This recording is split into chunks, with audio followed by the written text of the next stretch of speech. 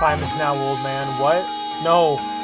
No, please. You promised not to. I gave you a STG. I gave you a Sturmgewehr. Please. You don't have to do this.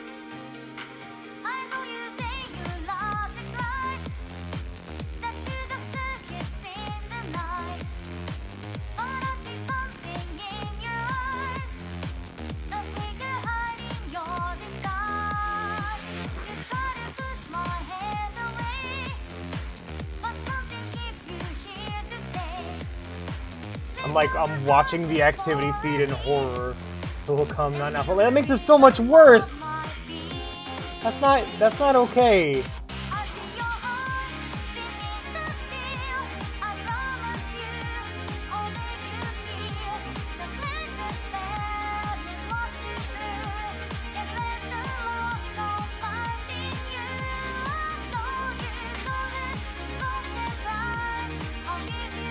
That's so much worse. The delayed waiting is half the torture, man.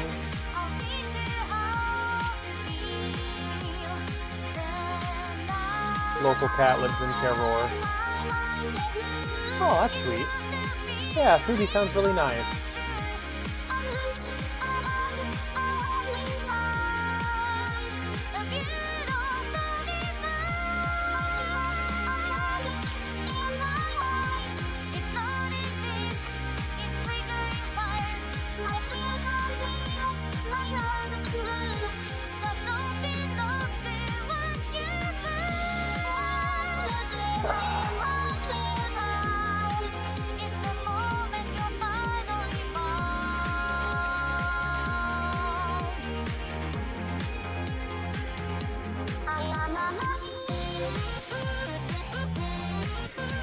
What kind of smoothie is it? That I want to know.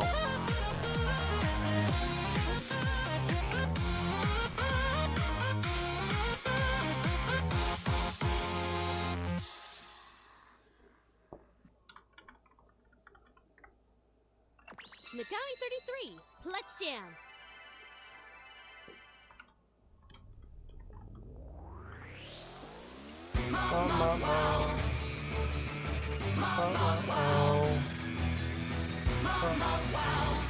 YouTube should have been its own category. I agree. We got to talk to Twitch about that. It's important. Also, good to see you, Ghost. Ghost and TJ helped me finish Halo Reach on Legendary today. It was awesome. Strawberry Banana is good. Mob, mob, mob. Right? Don't disturb quality.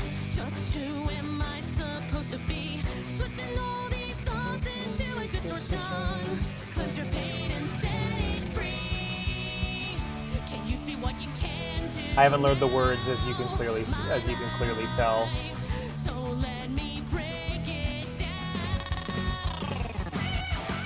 Want an inspiration, complete honesty inside my heart now, luminously. 'Cause I can't wake up, I wanna wake up.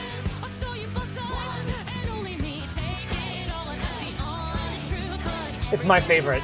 It's my number. Like, I love it so much. I really like all of them. And only one.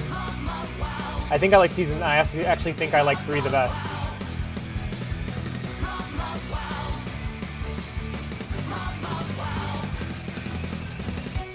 I just like hanging out with the characters. There's a lot of that in the 3rd one.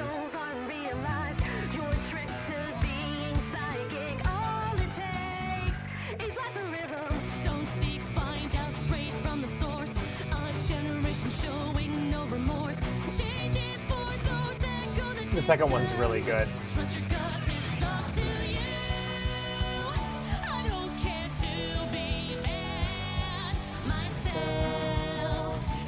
I gotta find good covers for the first and second, or first and yeah, the first and second. One. Mobile Psycho 100? Yes, I love Mobile Psych. Mobile Psychic 1000.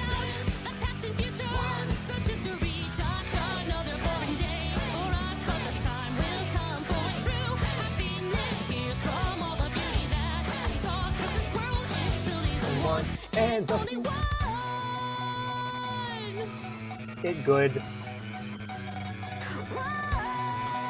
I'm so glad I finally got around to watching it. I love Mobile Psychic 100.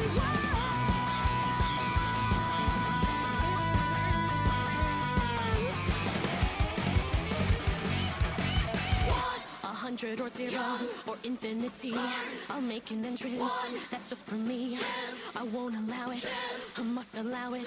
Be true to myself. Revealing the real me and aspirations. Complete honesty. Inside this heart now. Luminously. Cause I can't wake up. I wanna wake up. I'll show you full signs. And only me. Take it on. That's the honest truth. Fighting for our freedom. That's a true relation. Seize the moment. The time has come. That's all of yours is one. And only one.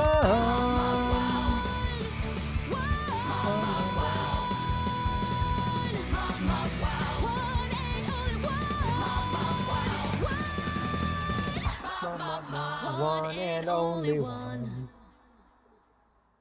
Good song, I like.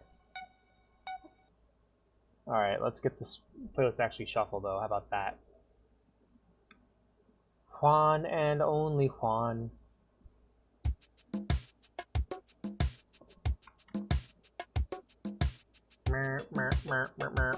A whole stack of streamers. Behold. Got Geico, American Express, and the Onyx 5 and body armor for the ads.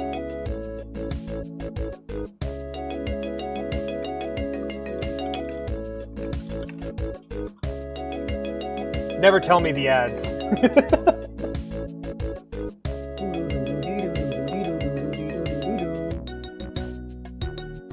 Hey, it's that song from MGSV.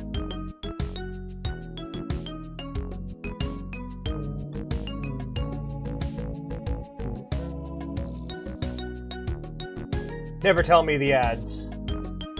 I'm out of ads and into Africa. Hell yeah.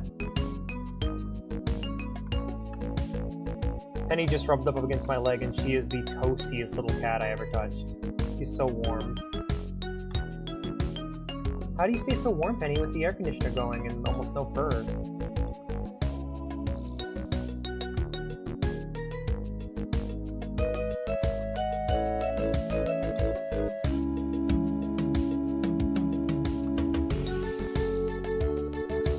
Away from you. Advertisements will be gone. Cats do be liking Windows. It's true.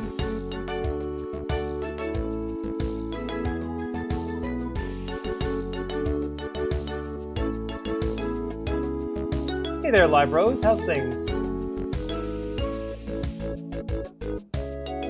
Do you have an evil twin named Dead Rose?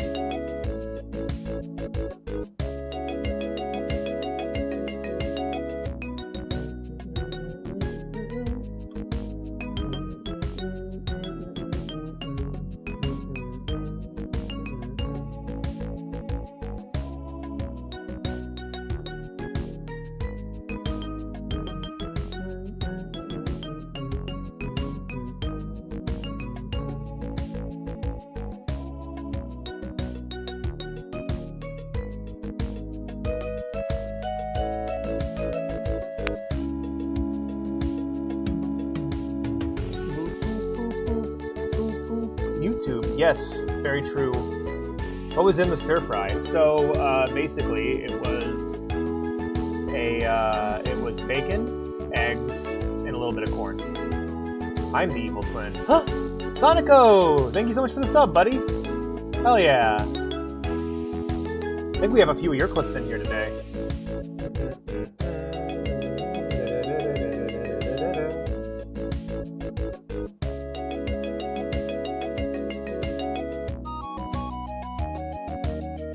No vampires allowed in Africa, apparently. The rains are blessed. To be fair, vampires don't like rain anyway. It's moving water. It would still affect them. Man, that was one of the #1 thing that annoyed me so much about... Yo! Thank you. You're the Persona 5 Revival got announced on the February of next year. Cool! That'll be neat. That'll be a new way to play the game. I guess what I would want is all the content that's in Golden and voice acting for all the content that didn't have voice acting. It is! Yeah, I got it wishlisted.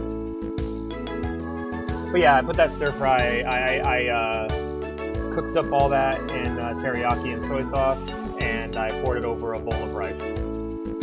Bacon grease and soy sauce and all. It was really good. Very filling. Probably not very good for me now that I think about it, but I care about the voice acting.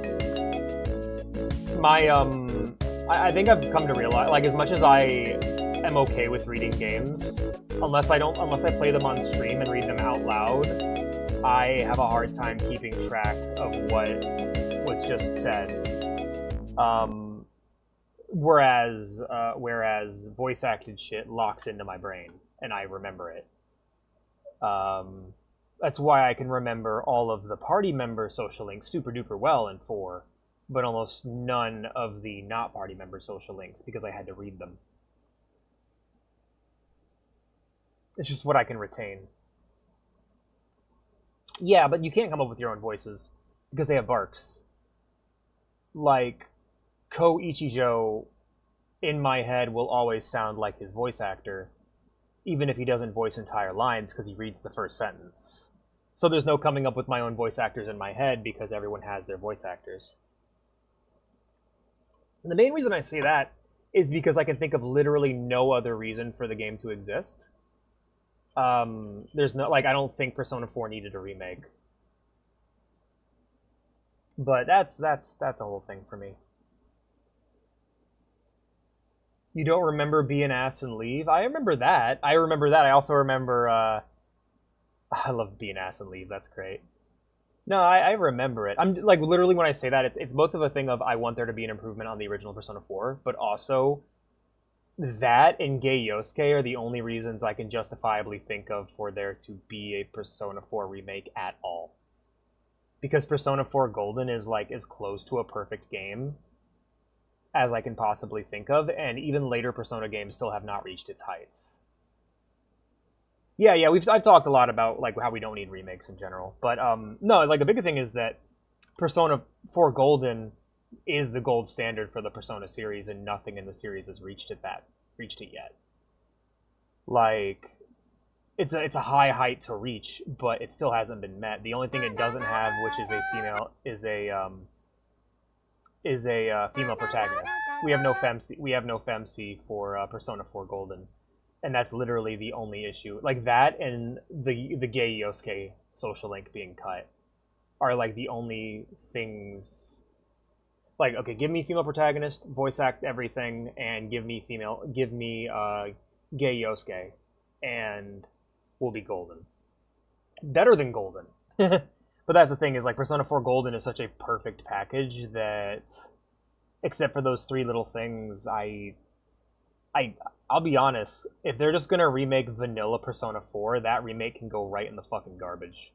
If they leave out if they leave out the features from Persona 4 Golden, then what's the point of you?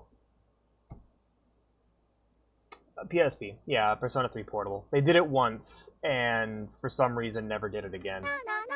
Anyway, let's make sure, it's fucking Miku with her Nurse Joy shit. What is it, how come when I pause a video and try to back it up on YouTube, it just doesn't, it don't do? I do feel bad, because I'm sure Sonico was just like, oh, hey, Alex, here's this thing you should probably be excited for, and it's like, all I can do is, like, I don't get excited for things anymore unless it's completely new and unique. If it's something I've never seen before, I'm like, oh, that could be literally anything, I'm excited. But I'm like, for things I know, I'm like, don't fuck it up. You know what I mean? It's like right now I'm really on a Star Wars kick, and I'm Also, hello everybody. Hope we're all doing well. Sorry for the no intro. Sonico hit me with a topic I was instantly interested in. That's more annoying than anything. Holy shit. Let's hope it's not worse than the last one. 6 Magikarps?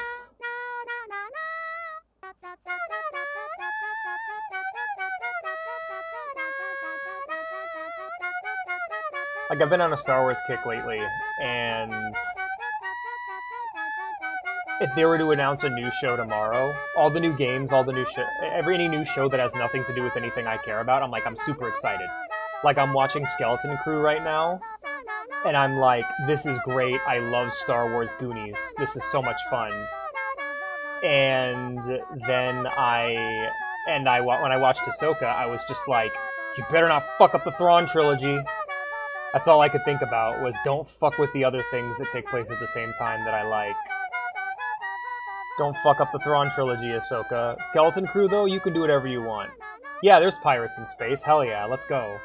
I will always give the benefit of the doubt to something new and creative, whereas something that's a remake, I go, well, your job is to be as good as what already exists, or better, or else you have no right or reason to exist.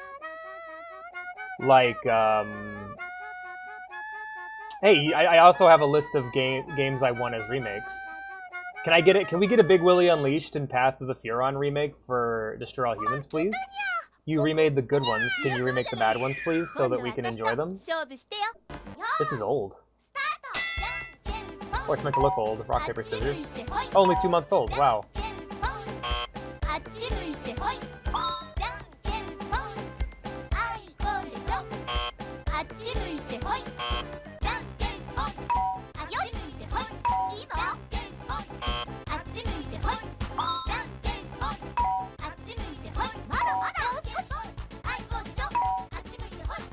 You're made look too old. Me? I'm made to look old. What? No. What the hell? Oh, this thing's made to look old. I got you. Man, I feel like I look old when I forget shit like that. Where I'll say something and then immediately forget what I said and you guys will respond and I go, what are you talking about?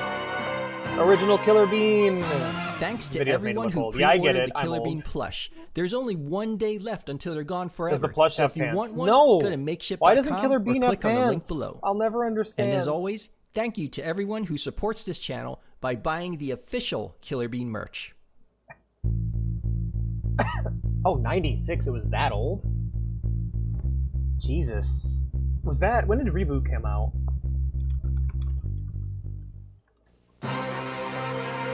'94. It's only 2 years after Reboot.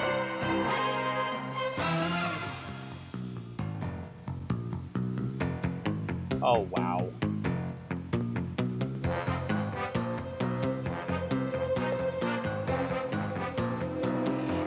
It is, yeah. I heard about that.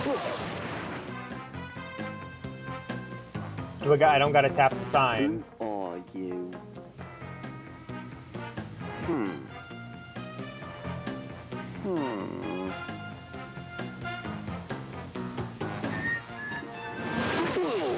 Oh, you're dead.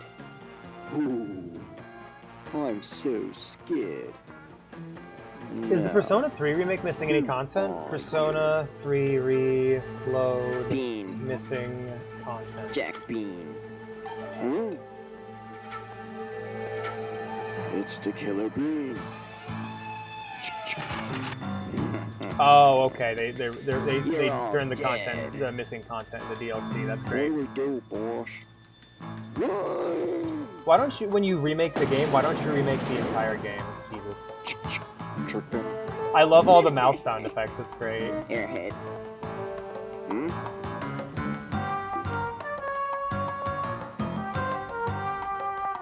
This is really impressive for the time.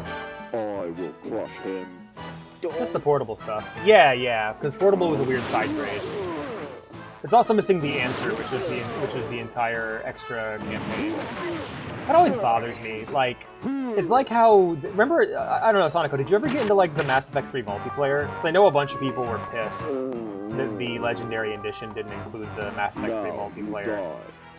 I've heard some really good shit about it. When did The Matrix come out, actually? Here's a question. Did this beat The Matrix to 1999? It sure did. This beat The Matrix when it comes to John Woo shit. In terms of introducing Americans to John Woo shit. I never played. The answer was painful. Yes, I have heard. Some people would be happy that it's gone. Never played the multiplayer. I've considered picking up a copy. Actually, no. There's private servers. Someone made private servers for the Mass Effect 3 multiplayer. We should get that going sometime because I really want to. I just kind of want to fuck shit up as a Krogan. I feel like I have the masculine dream of fucking shit up as a Krogan. Every boy wakes up, and whenever a boy finds out what a Krogan is, he just wants to fuck shit up as a Krogan. That's what I heard. Yeah, it's very grind. Dix-a-lot left the game. Oh, is this Server Blight? Or Server Blight?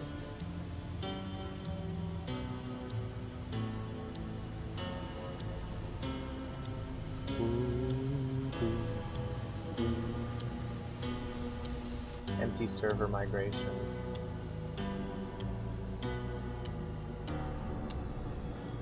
Migration happens for me whenever someone counters my combat NG.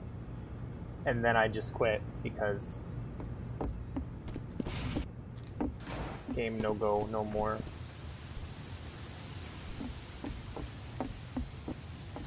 Server Bliat 2, I think. Oh, okay. Center the E. I also really want to play as an Asari, but that just go all out with the fucking biotics.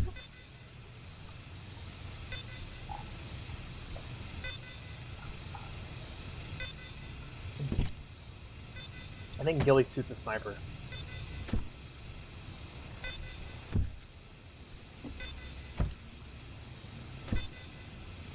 I'm having so much fun. I'm having so much fun. I'm having so much fun. Vaporeon would be really...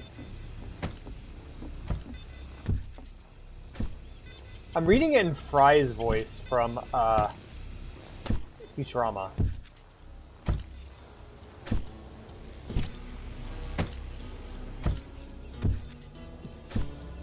You guys want to hear some stupid shit that just went through my head? I imagine him, like, rounding the corner and seeing the fucking butler blowing the dog man and getting blown by the dog man in The Shining. I just imagine that he rounds the corner. Oh man, that was my introduction to furries, by the way. That horrifying shot from The Shining that's like borderline comedic.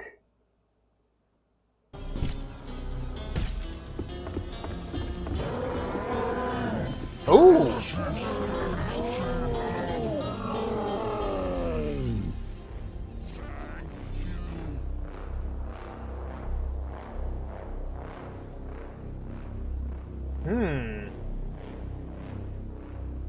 Trans rights. Bye, Billy TF2. Damn trans rights. So, he did. It's me! Don't shoot! It's me, Snake! Don't shoot! Huh. Hey, Snake. Hey. Boy, am I glad to finally be out of that lab. I want you. What? Fucking just The Best Is Yet to Come starts playing. That's great. Oh, what the fuck?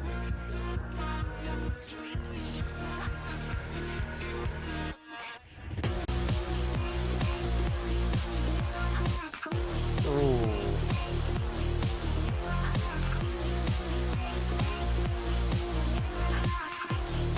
I'm cringing, but I'm bobbing my head. Every time I see the dude's face, I'm cringing. He looks like your average, like, Dark Jedi from SWTOR. With a bunch of stupid shit on your face. I like the Miku parts.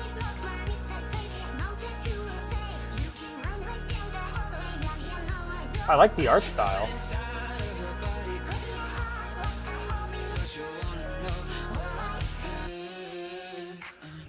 I like Miku, I don't care for Jared Leto over here.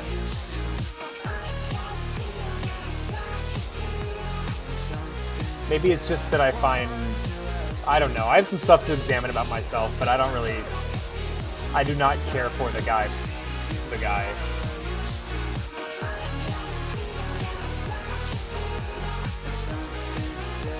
Maybe it's Jared Leto's fault.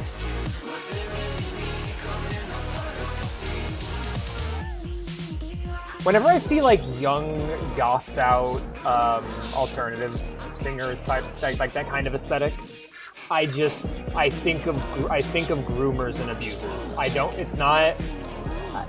don't know what it is. It's probably Jared Leto. It's probably fuck, what the hell is his name? Marilyn Manson, I think? Yeah, it's probably like Marilyn Manson and Marilyn Manson and Jared Leto. Just this design gives me like abuser vibes. He's terrible in anything I've seen him in except American Psycho. I agree 100%. I liked him in Blade Runner. I liked him in Blade Runner 2049 for the character that he played. But he's hardly a main focus of that. And I hear his Skeletor is quite good. Oh, that sounds nice. This is the smoothie you were talking about earlier, yeah. I do not share these problems. Yeah, but almond milk or oat milk every now and again is nice. It's almost like whenever I want someone to... You know what it reminds me of? It reminds me of when someone's making a very, like, moody, interesting video about an interesting topic with great vibes, and they just shove their fucking face in it for no reason. You're just like, alright, I'm getting into it, I like what you're putting down, and then you just shove your fucking face in front of the camera, and I don't want to see it. Miller's gonna record for Metal Gear Solid. Oh, Morbi. I'm hoping, like, to get it in one take. Like we've gotten everything else out of his mouth in a single take. This guy's amazing. It's true. Why is everyone laughing? I know you haven't been back long, but I prepared a list of missions for you. Open your iDroid. I must say that was the best line we've recorded to date. Thank you, Robin Atkin Downs Miller. Nice of the medic to come and record these lines. De Kazachstaanse verslaggever vliegt de hele wereld rond om zijn eigen land te promoten. En wij gingen vandaag met hem op campagne in Amsterdam.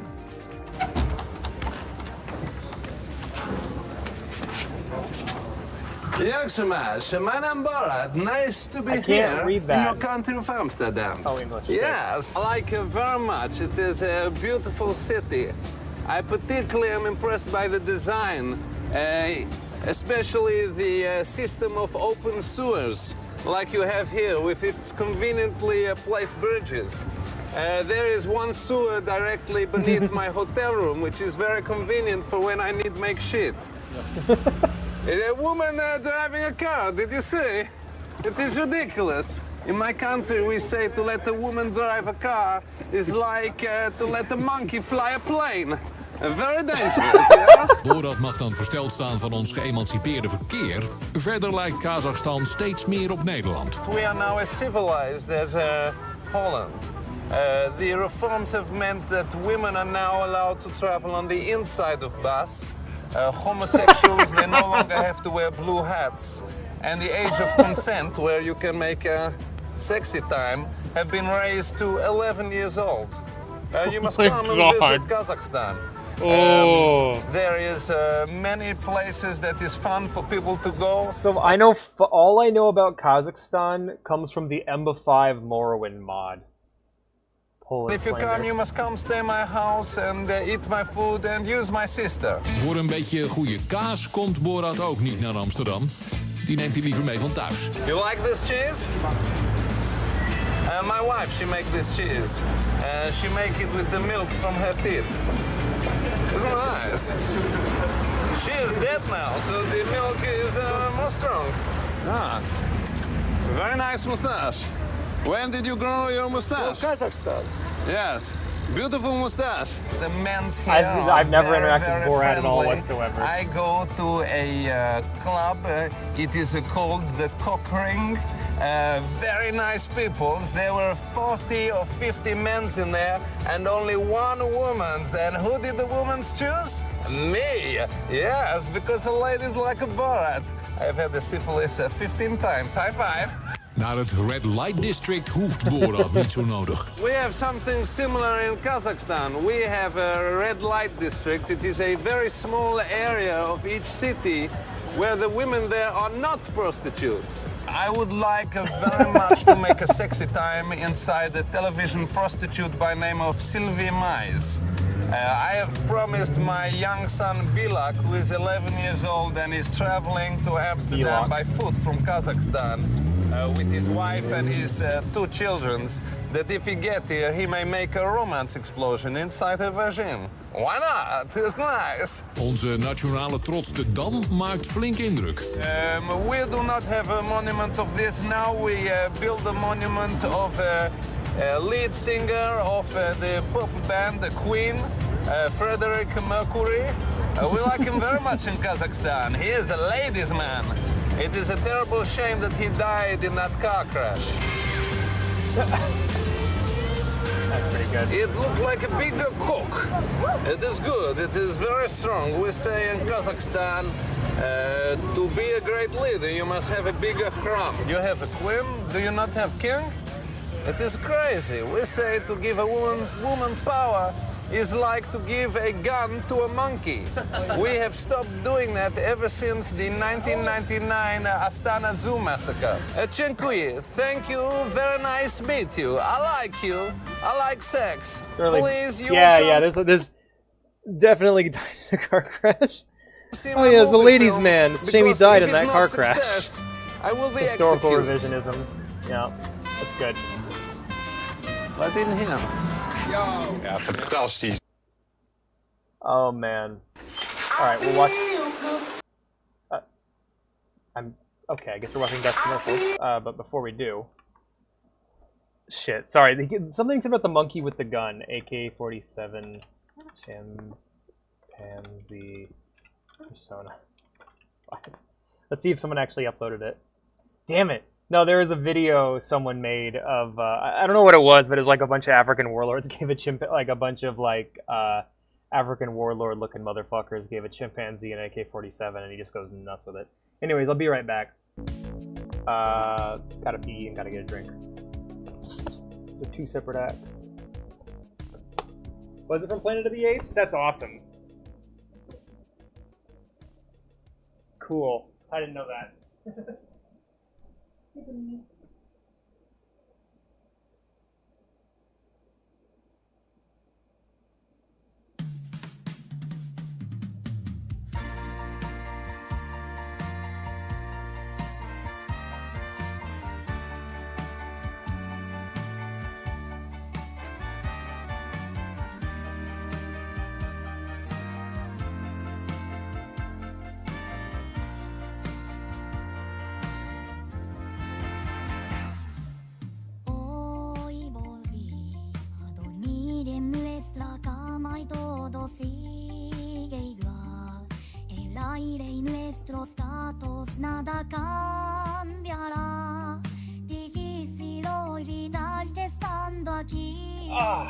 It's from a movie. Ah.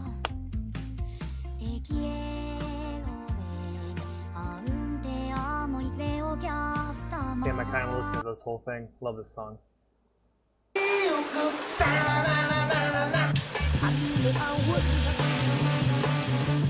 I feel good. I knew that I wouldn't. So good. What's funny about watching these commercials is trying to figure out what the hell they're commercials for. I'm gonna guess coffee creamer. So good. I got you. Called it. Jesus. I don't remember this. Are you assuming responsibility for sending it in? Rocket.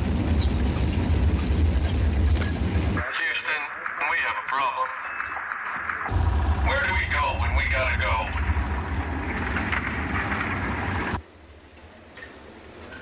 I'll get back to you on that as soon as possible. Leaves. Charlie, I need the actual specification. John, there's a urine collection device under your seat. Oh my god. A quick answer would be nice. Oh my god. Aura, direct insurance, so banking and investments. Gross. Aura, direct Jesus results. Christ.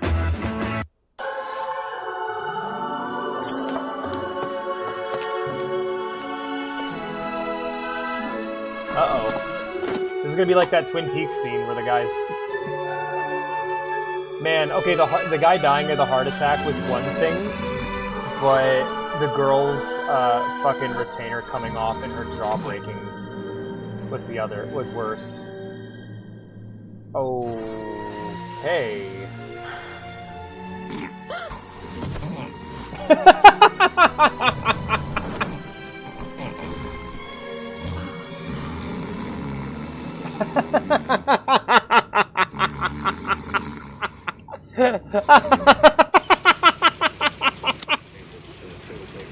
That's good, I like that.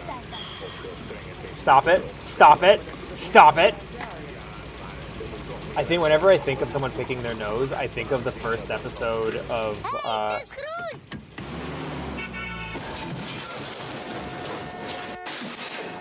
I think of the first episode of, oh my god.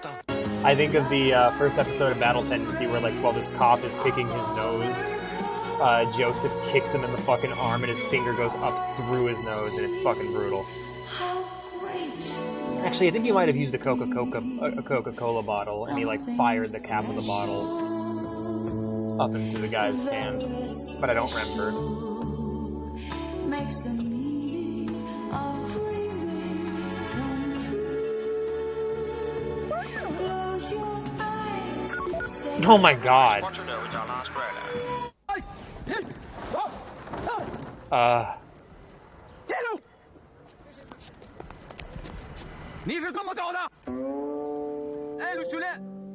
These are all weirdly intense. You may be a disgrace to your mother, but at least you're not a disgrace to the great leader. That's pretty cool.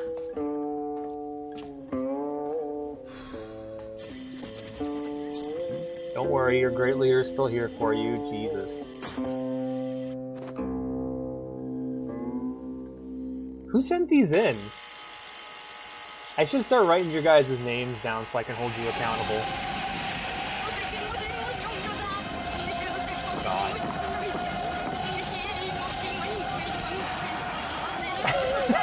Jesus.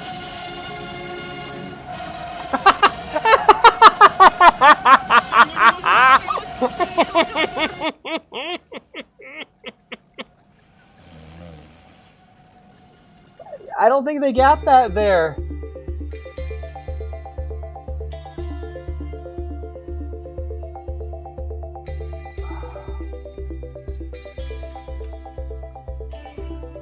Weird, funny, edgy commercials from the Dutch. I guess the next episode's going to be about the next video's going to be about the Thing, which I'm always there for. Yeah, I do wish to proceed. Don't even. How about you don't? If you're familiar with horror media, then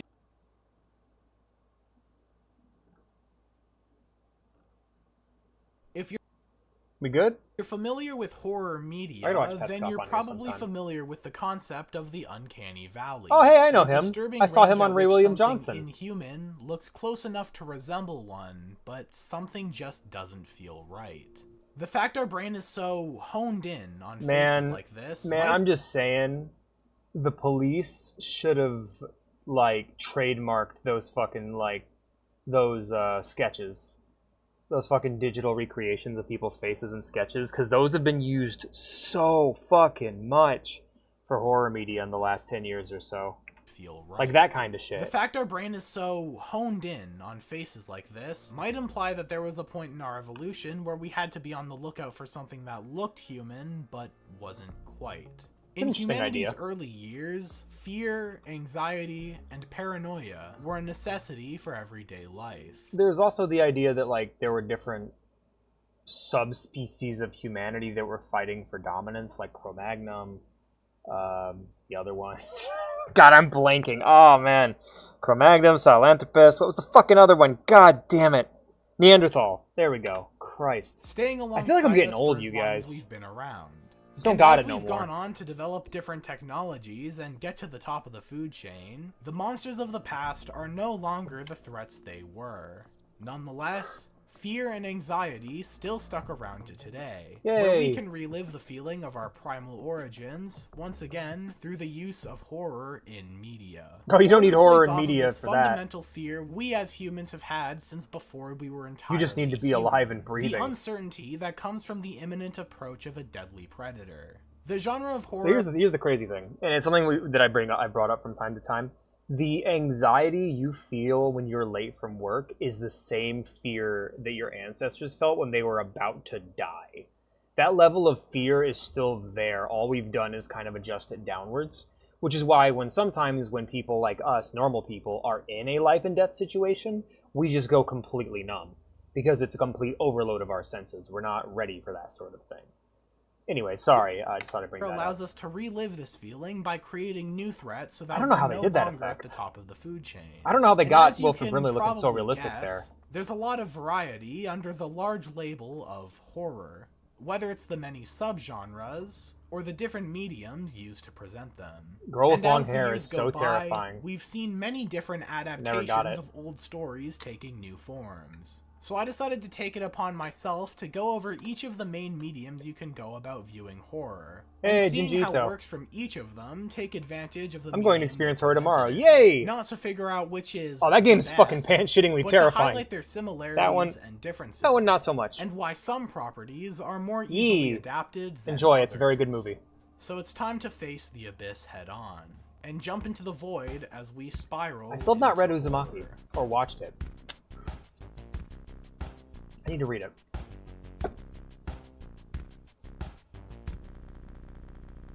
I've read and watched a bunch of Strangely these enough, stuff. I find music to often be the weakest medium in terms of horror, at least on its own.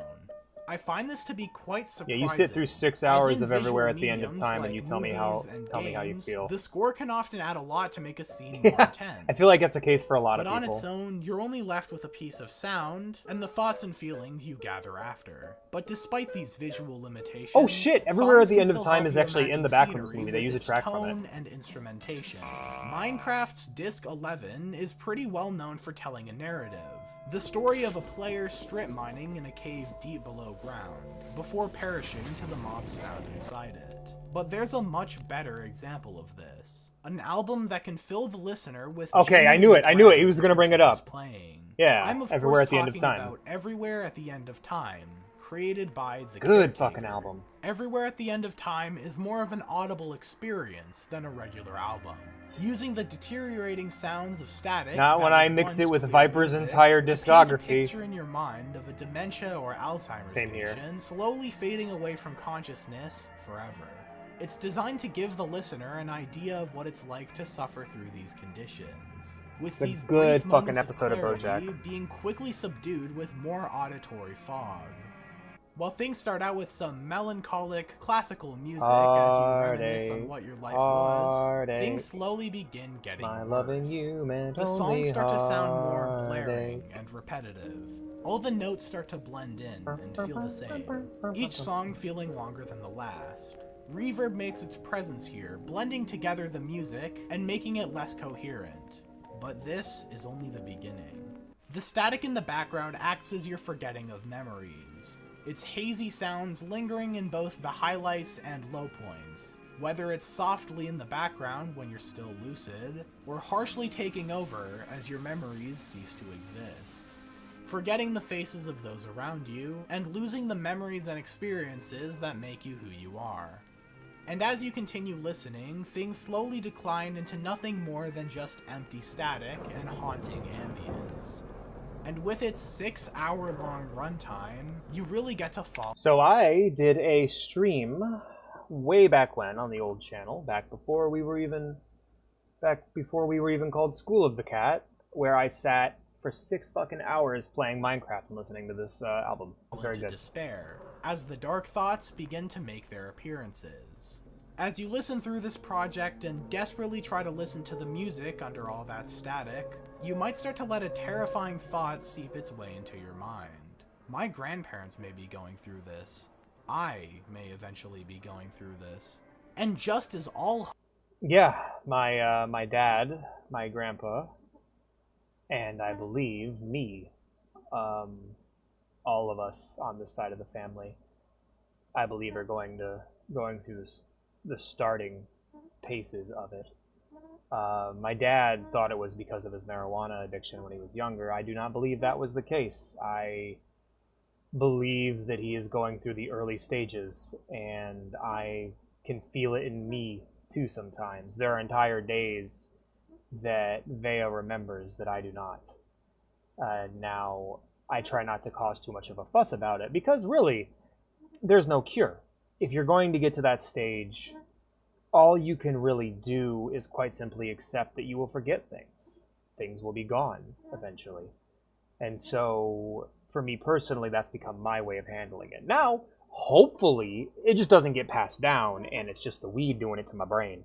And hopefully my dad was right.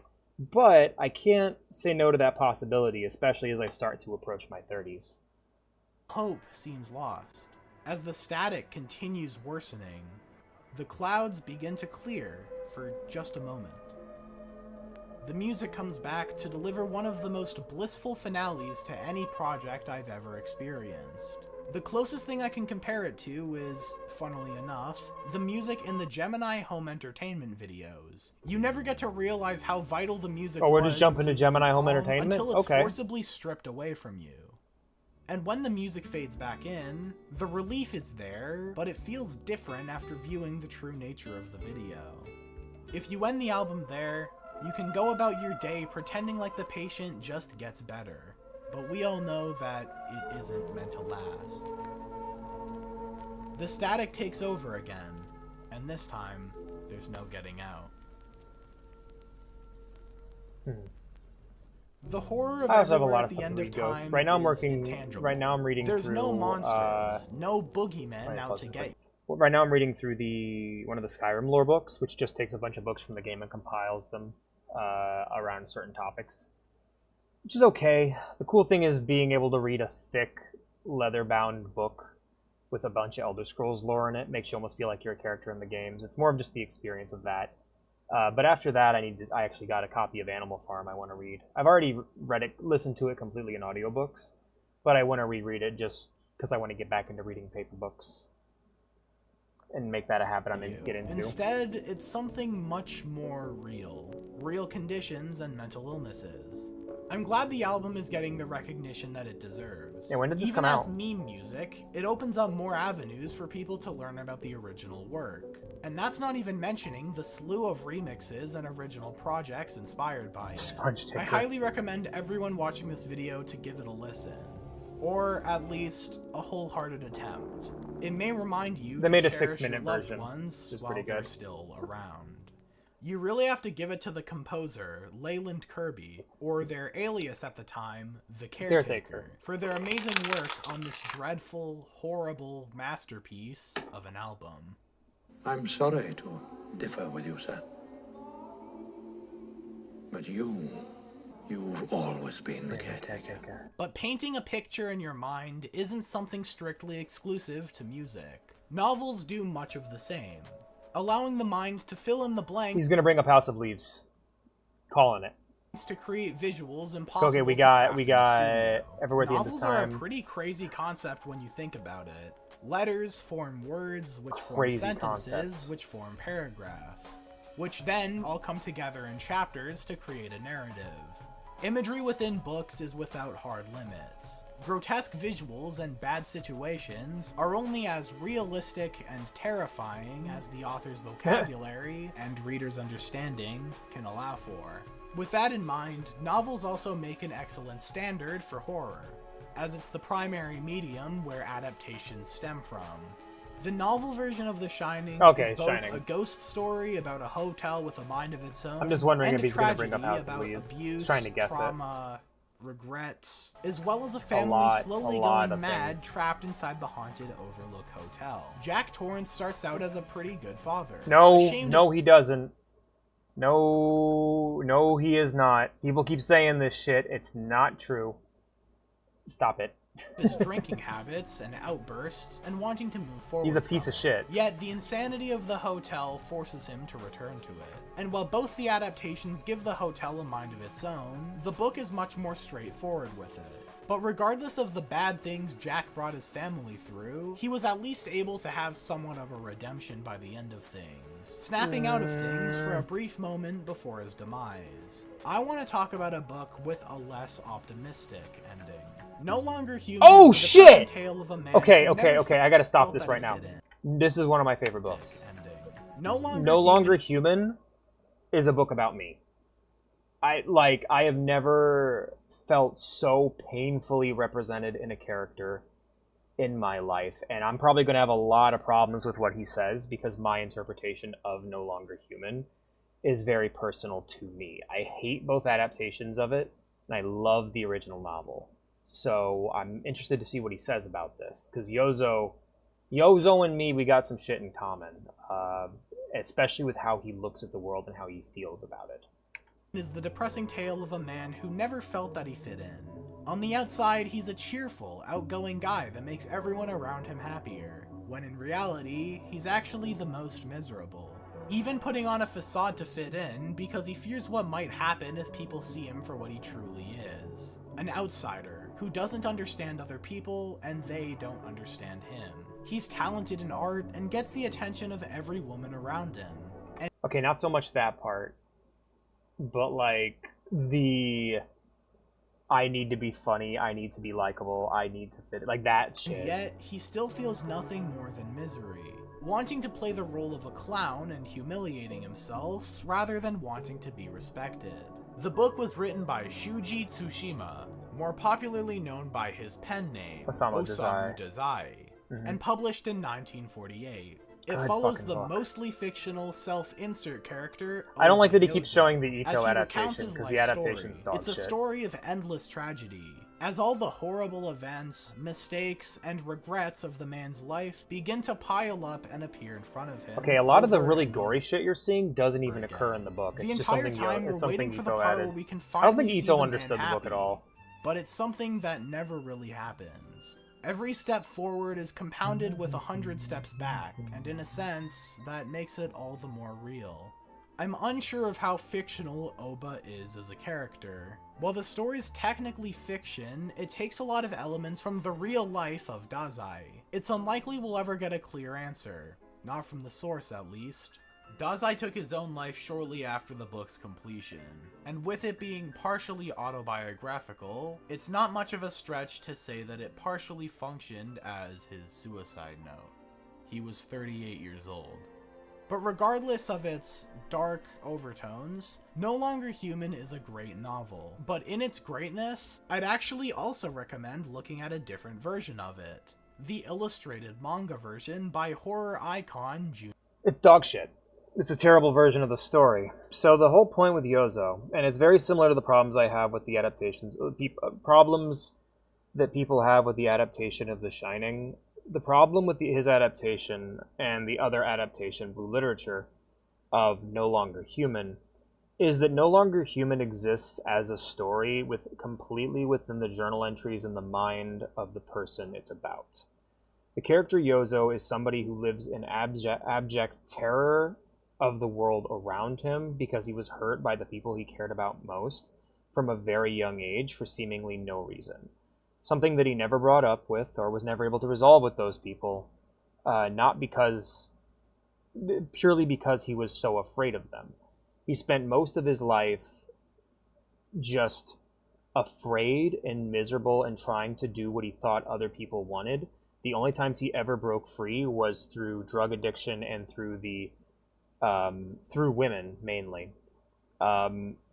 But basically, the entire story is building up this monster.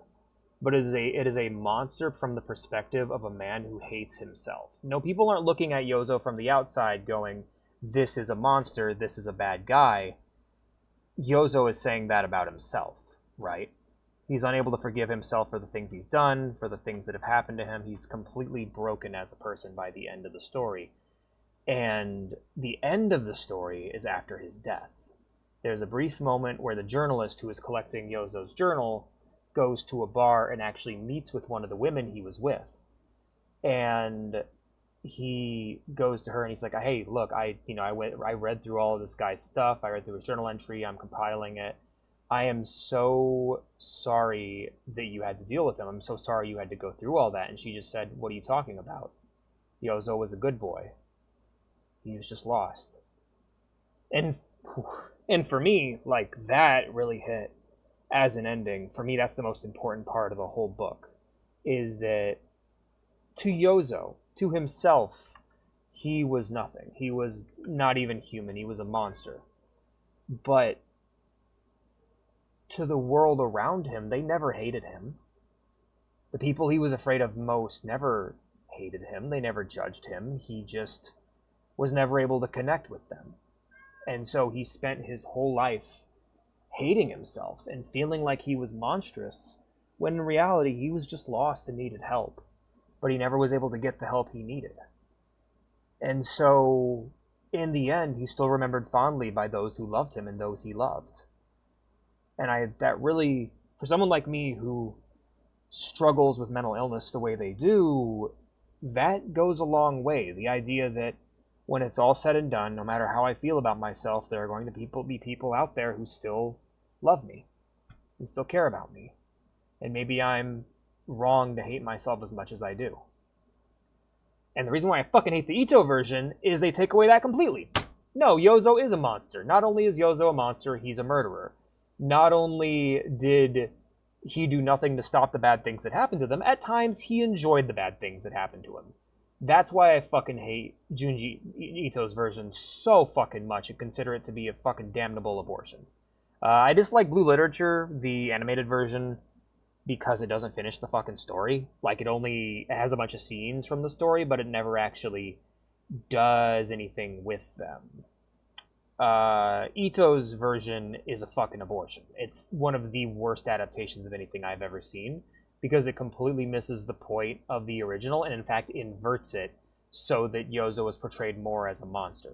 A lot of that really violent imagery and shit you saw that he was showing is not a part of the original story. Ito made it up.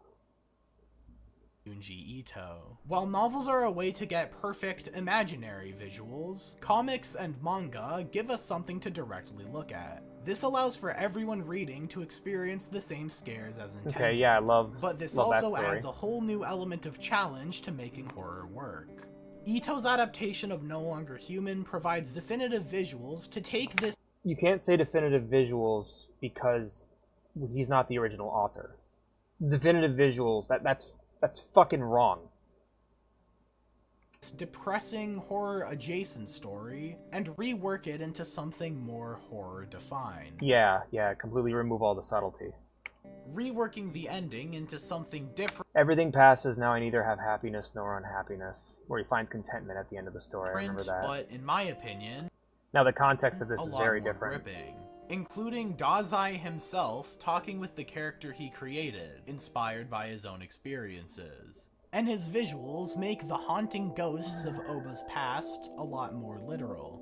But most of Ito's work doesn't follow this more realistic, psychological form of horror, but instead, he makes horror with disturbing monsters and equally disturbing ideas. A lot of disturbing horror rides on a blurry line between... I think, to be fair, I'm going to go ahead and say that, to be fair to Ito, I think the point of No Longer Human was to separate Dazai from Yozo. That's why Yozo and Dazai are separate characters, and why Yozo goes so much further in the book. Like, in the comic. Like, Yozo is a murderer, Yozo is a rapist, Yozo is, like, a genuinely monstrous human being in the comic. In the book, not so much. And so Ito is willing to go like, oh no, Dazai was nothing like Yozo. Dazai was a great man who was somewhat lost. But Yozo, on the other hand, is a complete monster, so he's nothing like Dazai. And it's like, okay, but what it is basically him taking his personal interpretation of Yozo, not as someone to relate to, in my case, but as a monster to look at and go, oh man, this guy was a bad guy. He was a monster. He did everything wrong. He basically Joker 2'd No Longer Human. And so, like, I get what he was going for with it. I just don't think it was a good... I think it was the wrong decision. Especially damning that more people are going to now read the manga, because manga is quite simply more accessible than novels. Now people are going to have a wrong interpretation of this character. Horrifying and hilarious. That's the While point. one may find this to be the scariest thing they've ever seen, others may just laugh at its absurdity. When it comes to Ito, this definitely changes story to story. I personally find something like Amigara Fault to be existentially terrifying, while Hanging Balloons is a decent concept, but often just comes off as goofy. But within these stories, you may begin to notice a pattern with the antagonists. The monsters in these books are usually twisted versions of things you might see in the real world. A couple embracing, snails, babies, music, actresses, holes, planets. Oh, I love Hellstar. I mean, that's But one of the comic. most common are various alterations of the human body. Shiver, The Long Dream, Uzumaki, and Amigara. The Long Dream is like... Oh, fucking... I love The Long Dream. One of my all-time favorite stories. Are some of the shorts that really spoke to me, all of which playing with ideas that involve the human body impossibly changing in a painful-looking manner. Whether it's cold, breezy holes, having to physically live through an eternity of nightmares, or the... Okay, The Long Dream's really awesome, because it's... Okay, so... breezy holes, having to physically live through an eternity of nightmares. So Long Dream it's a short one, but it's a good one, and I recommend reading it, honestly. You could probably just pull it up on Google real quick and flip through it. But basically, Long Dream is the story about two people. One is a woman who is... Sorry, three people. One's a woman who's terrified of death. One is a doctor who is caring for the two patients, and the other patient is somebody who keeps having very, very, very long dreams. And his dreams, they start out as an hour, then they move on to a day, then a week, and his dreams just feel longer and longer, to the point where the waking world feels like a dream, and his dream starts to feel like reality. But the problem is he lives an entire lifetime. He lives an entire lifetime, he has kids, he has a family, and then all of a sudden, whoop, I woke up, and oh no, that was all a dream, you know. They're getting more vivid, they're getting longer, they're getting more detailed. And he's also going through these lengths, and whenever he has a nightmare, it's like an eternity, it never ends. And as he's going through this, his body begins to dissolve and morph. The woman who's terrified of death, the other patient, is somebody we kind of see throughout the story, who wherever she witnesses this patient here, she grows terrified because his face, he's becoming more gaunt, he's becoming more sunken, and he's beginning to resemble like a visage of death, and she's terrified. She's terrified of him. So, as the doctor begins to study, we eventually we get to the end of the story, the man dissolves, and all of a sudden the woman's feeling okay. She's feeling much better. She keeps having these really, really long dreams, and the nurse realizes that she has the same symptoms as the man with the long dreams. Doctor explains that he found a crystal inside the man's head after he dissolved. And he took these crystals and turned them into a pill, which he fed to the lady. His theory is that this woman will never have to face death, because eventually she'll just get to the point where she lives in an everlasting dream. And so the idea is that this doctor is doing kind of like this mad science at the end that is able to both help him come to terms with what he witnessed, while at the same time giving this woman a solution for her crippling fear of death, giving her own afterlife, in a manner of speaking. But yeah, good story. Or the contorted shape of a spiral. Seeing these monsters raises a fascinating question. Are you afraid of encountering these things, or becoming one yourself? Twisting into something little column A, little column B. Human, but not quite all the way there. Moving away from the tangible ideas, the enigma of Amigara Fault, on top of its disgusting body horror, takes advantage of the human feeling of compulsion. The story goes as follows. After an earthquake, these human-shaped holes are opened up in the fault of Amigara Mountain. It's reported on the news, and people begin to head to the mountain in person to see it for themselves. That's when things start to get eerie, as characters begin to see that the holes in the rock are shaped identically to their bodies. Naturally, the people felt compelled to enter the holes, with the logic that the holes must have been tailor-made. This hole was made for me! I love that picture. By the end of the story that these holes were actually used for something much more terrifying. The reason it gets to me is because if I'd been there, I totally would have gone in. It looks pretty cozy after all. But after knowing the true context of what they do to you, the thought of once being intrigued by that now disgusts me. Uzumaki also depicts this more abstract form of horror. One of the opening pages has this image of a bunch of flowers turning into spirals. The idea of real, defined objects turning into the abstract, impossible shape of a spiral is a type of horror. The fuck you mean impossible shape of a spiral? Look at the top of your head, motherfucker. Look at the galaxy. Look at a lot of things. There's spirals everywhere. What do you mean an impossible shape? Or that's indescribable. There's literally plants that look like that. But playing with ideas like this also allows you to summarize it in a way that shines a light on its inherent goofiness. Calling Uzumaki the book where things go spiral scary, isn't an inaccurate way to describe the story. It's just removing a lot well, yeah, of the line between credit. terrifying and uncanny, or uncanny and hilarious. Hanging Blooms, which is the one where a giant version of your head floats and tries to hang you.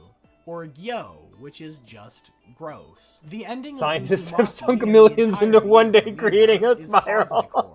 Featuring events much bigger. I love Hellstar Ramina. It's so good. I've seen a lot of people upset about Uzumaki's ending. With the two protagonists... Hey, I have not. I don't know the end. Don't tell me. Imagine yourself in the same situation and how to get out of it. Just don't go to the haunted cabin. Just don't do the ritual. Don't be... Okay, well, don't do the ritual's tough, because that, like, the only... Like, that was always my question about... When watching horror, it's easy to imagine yourself in the same situation and how to get out of it. Just don't go to the haunted cabin. Well, to be fair, Ash is stuck there when he gets there.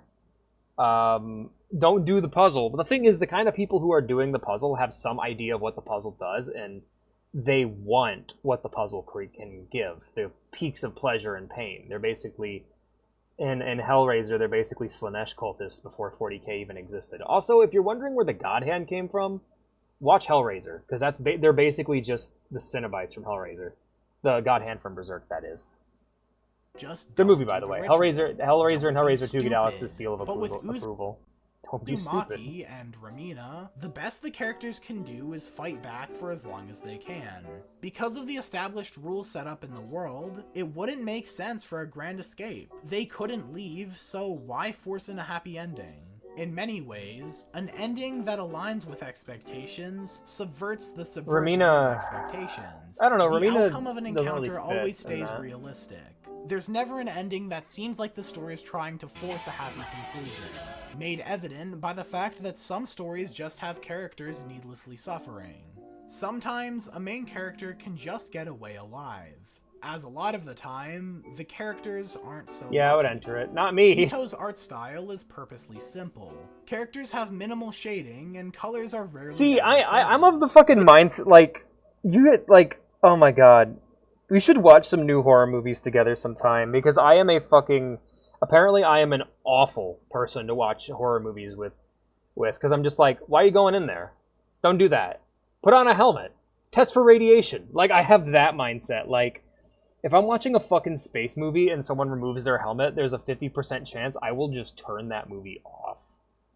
If there's an area where there's any sort of space bullshit or radiation bullshit and people don't take the proper precautions, I get fucking pissed. Like, there's a movie called Annihilation, where basically for lack of a better word, alien light is beginning to affect part of our country, part of America, and causing life and time and space to become altered and changed. And people just physically walk into that shit with guns in the movie, and I'm just like, how about you don't do that? How about you try literally everything else before you send people in? And so for me, I see the people... Yeah, no, you know what I blame for it? I blame JoJo. Because JoJo does that shit. JoJo, there will be a monster that does a thing, and the main characters will try literally every other... literally everything until they kill it. And they will continue to try everything until they defeat it while they're on the ground bleeding out. There is a rat that shoots acid in part 4, and the characters have to outsmart the rat that shoots acid, and they go through every step of the plan of how to defeat the acid-shooting rat, even while their bodies are being eaten by acid, and it's fucking refreshing. It's what I love about JoJo, and because of JoJo, now whenever I watch horror movies, I go, try this, try that, try this, try that, and the best ones always do.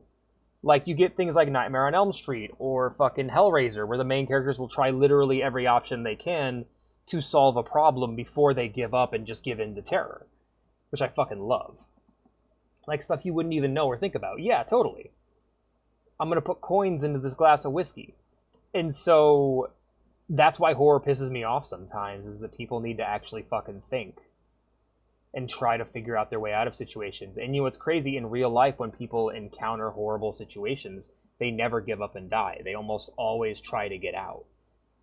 They'll even sacrifice themselves for other people.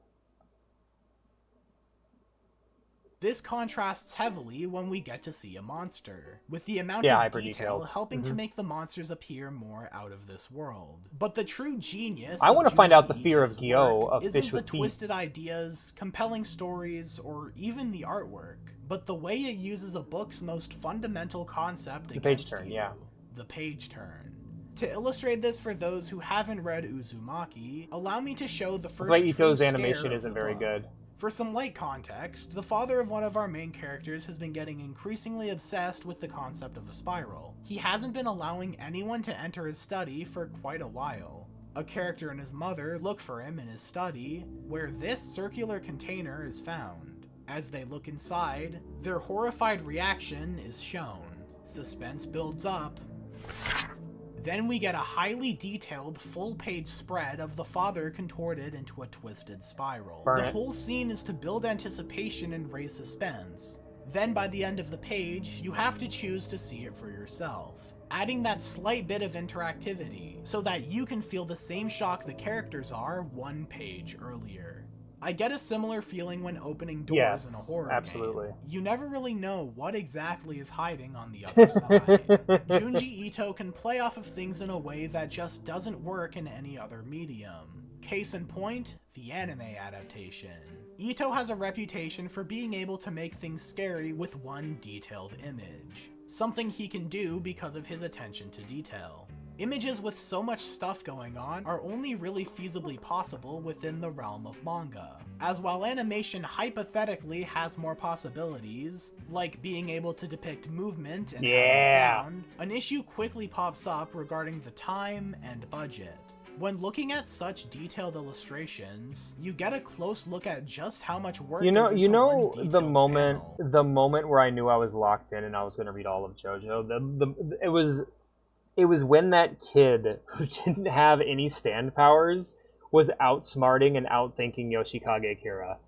That shit, oh my god, that kid is amazing. That is one of the best JoJo characters. Just random Japanese child trying his best.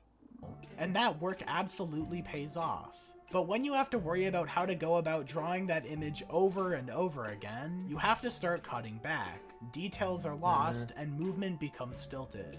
But there's a way to get most of the advantages of animation without animating everything.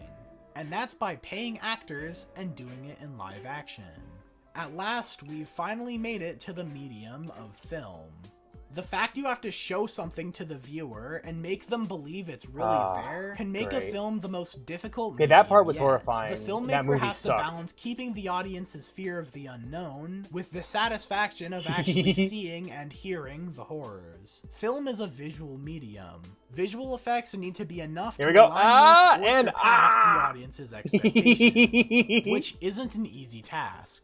At least with comics, you can get away with absurd ideas so long as the reader doesn't have to see how they move or sound in real time. Getting special effects wrong could make an attempt at horror laughably bad and break the immersion, killing all tension completely. Yeah, it had and good the moments. exact same thing also goes for sound design. It's pretty hard to take something seriously if it's using royalty-free sound effects. But instead of Intelligent, satisfying my the ass. audience's Right? curiosity, you could always go the exact opposite route. Don't and tell just them leave the anything. horrors to the audience's Shoutouts to The imagination. Thing. I don't know if he's gonna bring it up, but I feel the need to go back to like really popular horror movies.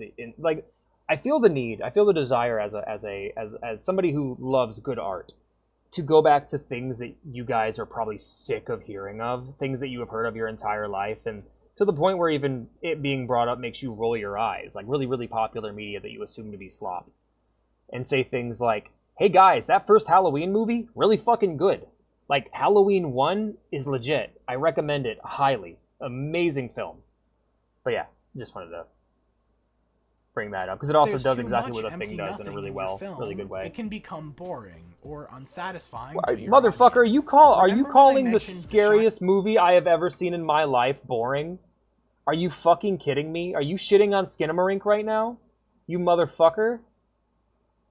I don't think I can vibe with this guy's taste. He's wrong about too much. Or unsatisfying. It's boring or unsatisfying if you don't actually feel it. Like, I can't... Like, Skinamarink is such a hit-or-miss movie because it is a horror film based off of a single experience. If you don't have the experience of sitting up late at night in your home alone watching movies when you know you're not supposed to be, the movie will have no effect on you. Skinamarink is terrifying. It is the scariest movie I have ever seen. But if you don't know that feeling, if you haven't been there, then you won't feel nothing. Also, really, a big red meme? What year is this? To your audience. It's Skinamarink footage Remember playing when in the background. I mentioned The Shining as an example of a great horror novel? Well, as an adaptation, the Stanley Kubrick movie is pretty bad, actually. The adaptation We'll see. When I read it, I'll give the making definitive itself opinion. work specifically as a great film, rather than as an accurate adaptation. It takes great risks with its changes, but that makes it a much better film because of it. So I have heard about the changes that were made, and I've watched several videos about it, and I think Stephen King has actually commented on what changes that were made, like from the author's mouth. People are misremembering The Shining. There's some shit in there, specifically with Jack as a character. People think, like, the idea is that, okay, so the difference is this. In the original novel, Jack was a good man who fell upon hard times and was corrupted by the Overlook into wanting to kill his family. And then in the movie, you can tell from the beginning that Jack's a bit unhinged. He's kind of a bad egg. He's kind of a bad man. And he was already kind of losing it. And the Overlook just pushed him over the edge and is what made him go bad. He was already bad, but he wasn't kill your family bad. Shining or Skinamarink? Both of them are scary as shit, man. But this is a misunderstanding, because Jack is a piece of shit in the books too. He openly talks about pre-corrupt. He talks about his opinions on, I don't know, black people, or how he hated whenever his wife spoke. Like, he's not a good man. He's an abusive, racist, bigot piece of shit, and has been for the entire story. I don't know what King is saying when King says that he started off as a good man, because he fucking didn't. So, I don't know. We'll see what changes he's talking about, because there were things that were cut, but... A direct adaptation of a book's material usually doesn't work as well as a feature film. Books are between 50 and 100,000 words long, while movie scripts are only about 7,500 I'm gonna make a book with 49 to words and you're 20,000. gonna regret it. Scripts don't have the space for inserting the fine details. That's where the visuals have to step up to the plate.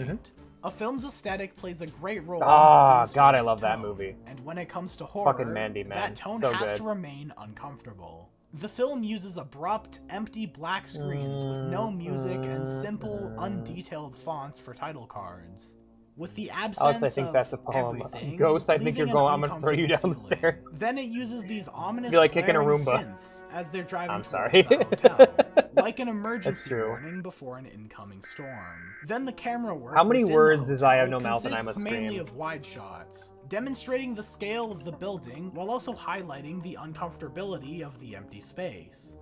The medium of film allows for audio to enhance the immersion as well, something that isn't directly possible in Down books, I go. unless it's a description of sound. It's pretty Music short, that's choice what I is know, very it is very important short. when it comes to how audiences react. Music seems to have a lot of power over how we feel, and it tells us a lot about what the creator wants us to feel. But music isn't the only thing sound has to offer. Sound design is just as important as music choice, specifically for immersion and accuracy. Oh, is he going to talk about This like brings us to my favorite scene of the movie, and it's also the first pretty big scare.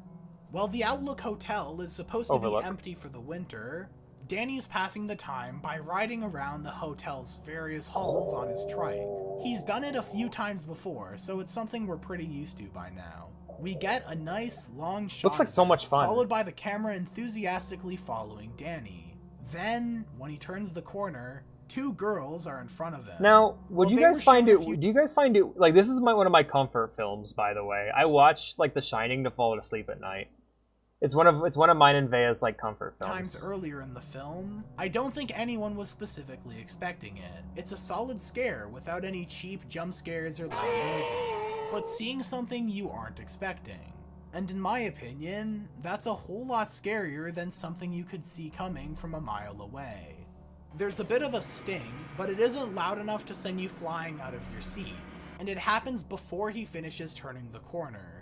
It's a great moment, especially as the scene takes us through a whole slew of emotions afterwards, from mildly uncomfortable, to startled, to anticipation, to ease. All of this without needing to exchange dialogue, only having the two girls talking to Danny in unison, telling him to play with them. It presents itself in a way that can't be done in any other medium, even in a comic, where the sudden scare could feasibly work with a page turn. But even then, it would still be missing the audio aspects, and would be an overall less enticing scene. But this isn't the only fantastic scene in the movie. Much later, we have Wendy checking up on her husband. It would be really good if he said, "This is the only fantastic scene in the movie." Moving on. Also, I'm trying to pause it, but it's glitching out on me. She checks what he's been working on all this time, only for it to be pages on top of pages of paper with the same phrase. No beer and TV makes Homer go crazy. Feeling fine. Over and over again. I love the Simpsons version of this. Revealing that Jack's lost it a long time ago. Again, I couldn't imagine this scene being better written out on a page, especially with Jack's mental breakdown that takes place right after. The acting ability shown here by Jack Nicholson and the sheer terror of Shelley Duvall could barely be matched with my imagination. And in the confines of a written page, his screen presence wouldn't have been there otherwise. The way he cycles through emotions in this movie so naturally couldn't be matched in the same way with I love that scene. page. Not to mention, I don't know, it makes me giddy. I just love The Shining so fucking much. How it follows the axe as Jack swings it against the door. I love that it's a shiny American Psycho axe. Breaking down the door, or the blood elevator, or the bar. Things that have been referenced in tons of other creative works. But the insanity in some of these scenes may not entirely be acting. This film is pretty infamous for Stanley Kubrick, the director, like mistreating the lead actors. Retake shots hundreds of times. And after repeating the same thing do another take and get it right 127 times. It isn't too surprising that the acting resulted in insanity. Much like Amigar Fault, the horror of The Shining isn't just the isolation of the hotel, or even the psychic powers of The Shining itself, but instead the fear of compulsion. Losing control and intentionally doing something you'd normally find heinous is what really does it for me. That, and the fact that the heinous thing is Jack murdering his own family, raising the uncomfortability tenfold, as Jack slowly becomes more and more openly abusive to those that love him the most. But imagining yourself in Jack's position, there's really no way around the inevitable outcome. The hotel's slowly making Jack lose his mind. I think the reason why Jack loses his mind the way he does is, like, I think it only works because Jack is who he is. Jack has lived in an environment, basically he's in a situation where he's been able to live his whole life with no pushback. His family can't do anything to stop him. He's kind of at the end of his rope in society. And him being isolated like this, the hotel doesn't need to even push him that far. It just needs to give him a drink and make him feel like a big man, and he's willing to kill his family. Yeah, basically. The way that Kubrick did it is he would do scenes over and over again, asking the actors to act angry or whatever, be in like a negative state of mind. And he would do it over and over again to the point where they would begin to act in bizarre ways, or specifically they would begin to act really realistically. Because Shelley Duvall has just been yelled at for multiple hours. Hi there, Blue. We're talking about horror and stuff. Shelley Duvall had just been yelled at for multiple hours by Jack Nicholson, and Jack Nicholson is genuinely pissed at Shelley Duvall. And so what this actually achieves is they're able to capture the actor's real fucking emotion, and they would behave in ways that they never would when they were acting angry. Personally, I don't think that's necessary. I think you just pick the right actor and give them the right direction and you can get the results you want. You don't need to fucking torture your staff like this to get the results you need. It's fucked up. But it's what he did for The Shining, and that's how we got these results. And it's established that The Last Guy did the same thing. Grady, yep. At its launch, Stephen King really don't show that fucking dog shit scene from Ready Player One. Saying that the tone was too cold, and the story stopped being a tragedy. 17 years later, Stephen King and Mick Garris got together to make a more accurate adaptation of the book, in the form of a 3-part TV We torture movie. people.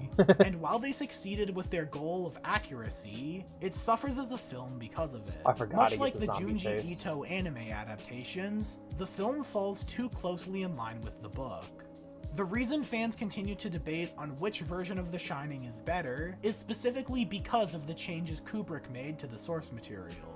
The 1997 version is just a watered-down version of the book with some bad CGI. And maybe it's just me, but the washed-out color composition makes the 1997 version look older than the one from 1980. Yeah, which it's is a weird, TV show. because the 1997 TV movie also had a higher budget than the one shown in cinemas 17 years earlier. Yeah, it's a TV show. But what about a different type of horror Oh, film? that's fair. The Thing. While The Shining and The Thing both fall under the vague genre of horror, they each take very different approaches with how the scares are delivered. And they're also adapted from different sources. One from a novel, the other from a movie inspired by a novel. They both play around with isolation, but the means I of feel which that, are Blue. very Yeah, it's different. rough. You gotta edit The a lot of Thing is PDFs an and adaptation shit. of the I have, 1951 what I film usually The do Thing is if from I Another can't find a World, decent which editable itself was PDF, inspired is I will by a just use 1938 Notepad. novel. That being said, if you need help from somebody, It takes place in an Antarctic research once you get... lab. What is going on with my PC? What is going on with you, PC? What's going on with you? What's your problem? What's the matter with you? Anyway, what was I gonna say? 100%. Look at my memory real quick. Hold on.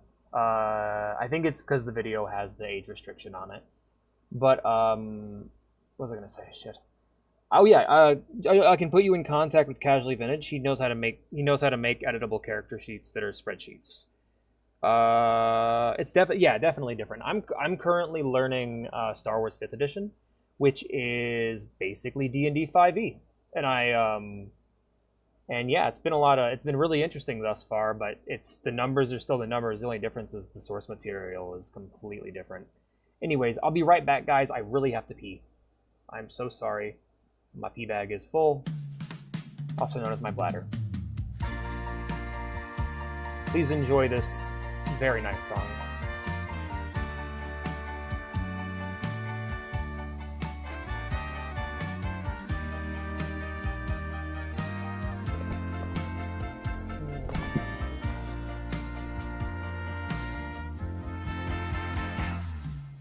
Hoy volví a dormir en nuestra cama y todo sigue igual.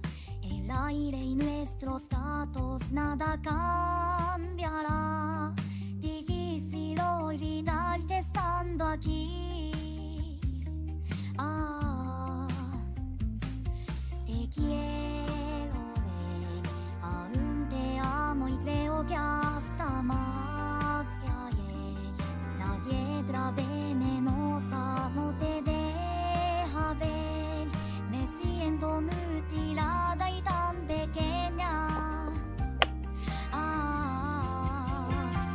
Okay. That's good. I just didn't know if you had contact with him outside of Discord. Anyway, good song. We'll listen to more of it once we get through this video. Completely cut off from the outside world after their means of communication are cut. The fear here comes from paranoia, as it's impossible to tell the difference between a human or a fake alien imposter, slowly assimilating with the living things around it. At any given moment, there could be one or more of these things running around at once. Figuring out who is or isn't real at any point in time is what gives the movie its character. That paired with the constant accusing between people, creating strife between characters. The only reason Mac takes charge as leader is because he's the most bold and paranoid of them all. Something interesting with how The Thing was adapted, it's more so loosely based off of The Thing from Another World, as the 1950s movie has a lot of differences between the one almost 30 years later. Something The Thing executes perfectly is its special effects. To capture the body horror the film needed to work, there was a lot of effort put into making special effects that look real and actually function. All imperfections are hidden in the shadows, and the film does a very, very good job at hiding them. Much like the works of Junji Ito, The Thing is a more primal depiction of horror. The idea that humans are no longer at the top of the food chain, so we have to fight to maintain our survival. The Thing is an alien from space. It has no concept of human morals. It's merely a predator hunting prey. And because it can't understand us, it can't be controlled or reasoned with. I'm adding the RPG control, to my I think it's time to enter our final category. I feel like video games have the most potential in terms of horror, but that potential has been realized the least. Of course, some games work better than others. Most of the indie horror games you can find on itch.io take this linear approach, where there's rarely any variety between experiences, acting like a playable movie. With games like PT, the appeal is the items in your environment changing around you, just like I'm on observation duty, where this subtle existential dread fades in. Man, I don't know about you, but video games scare me the most. Movies, I feel a disconnect from. Same with novels, you know. I have this, like, I get this outsider analytical mindset where I'm trying to figure out how a thing works, you know. But in a video game, I'm in oh god, oh fuck mode. But that's not true. That's not true at all. Games fuck me up, man. Like Signalis fucked me up. Silent Hill 2. Signalis. Silent Hill 2. I can just start naming off all these masterpieces. Fucking Resident Evil 2 Remake fucked me up. The Complex. So much more terrifying than any other piece of Backrooms media. The Complex found footage is, like, horrifying. I don't know about FNAF. I haven't really played it that much. But, like, Amnesia: The Dark Descent, Slender, MGS3. Why is there just an ad on my screen? Gross. Yeah, man, like, no, I can't agree. I can't agree with what this dude's saying. Because, like, if you're judging it by the total of art, there are so many more shitty horror novels than there are shitty horror games. But if we're going by the peaks and the valleys, like, video games have scared me the most. As more and more items around you have moved, appeared, or vanished without you noticing. It's a kind of game that only really works as a playable experience, so you can watch the world change around you, not your main character. But with something like Slender Man, the concept is a lot more open-ended. That sucks, It didn't even I'm start sorry. as a I game, wish I could get rid of it. being an adaptation of a creepypasta stemming from a post on Something Awful. Yeah, Notes pretty much. that you can make Slender Man into a movie. I didn't say it was a good movie, but the fact it got one in the first place is enough to prove my point. But going that? backwards from wait, that, wait. Saw Your the- point is that what? That it's a concept that can be made into a movie. Literally any concept can be made into a movie. Game and Alien Isolation Alien both take Isolation, similar approaches I with really their want to play that. adaptation. I've never touched it. With them not choosing to remake the properties, but to add new stories to the worlds they occupy. Okay, this method, what he just described, adding new stories to a world, is the method that needs to be followed. I love it so much. It's one of the things I love about being a Star Wars fan, is that every book, every piece of media is original. Nothing's an adaptation or a remake of anything. It's all original. And that's one of the things I fucking love about it. Like the new D&D movie was really great purely because it exists within the world of the Forgotten Realms without stepping over any other canon or trying to retell any other stories. I think that's the way to do it. Same thing with 40K Media, does the same thing. Anyway, sorry, I just wanted to bring that up. I love that shit. And while reviews for Saw the game are a little mixed, Alien Isolation is still seen as a great horror game to this They're day. modding it. People keep With modding it to capturing make the helpless alien more feeling dangerous. Ripley gives off in the movie. It seems the people behind these games are already familiar with the challenges of directly remaking an existing work, so they... It's not a remake if you're making another chapter in the story. But yeah. Sidestep it completely by making something new. Generally, the horror I get from games has to do with how they force you into these awful situations, and that you have no choice but to power. God, remember that game, that bunch, all those games I played by the Buckshot Roulette? Since you know that you'll have to use it. It doesn't help that games are an interactive medium. You can't put it... No. Well, they keep making the game. They keep modding the game to make you more fucked by the alien. But no adaptations. It's all original, so it isn't just weighed down by itself. Absolutely, I fucking love it. But remember last week, a couple weeks back, we played all those games by the Buckshot Roulette creator. That was fucking terrifying. Like, we played Buckshot Roulette, we had a lot of fun, but the second half of that video was me finding all the games that the Buckshot Roulette creator made and playing them. And some of them were, like, nightmarish, man. I, like, screamed on stream for the first time with one of them.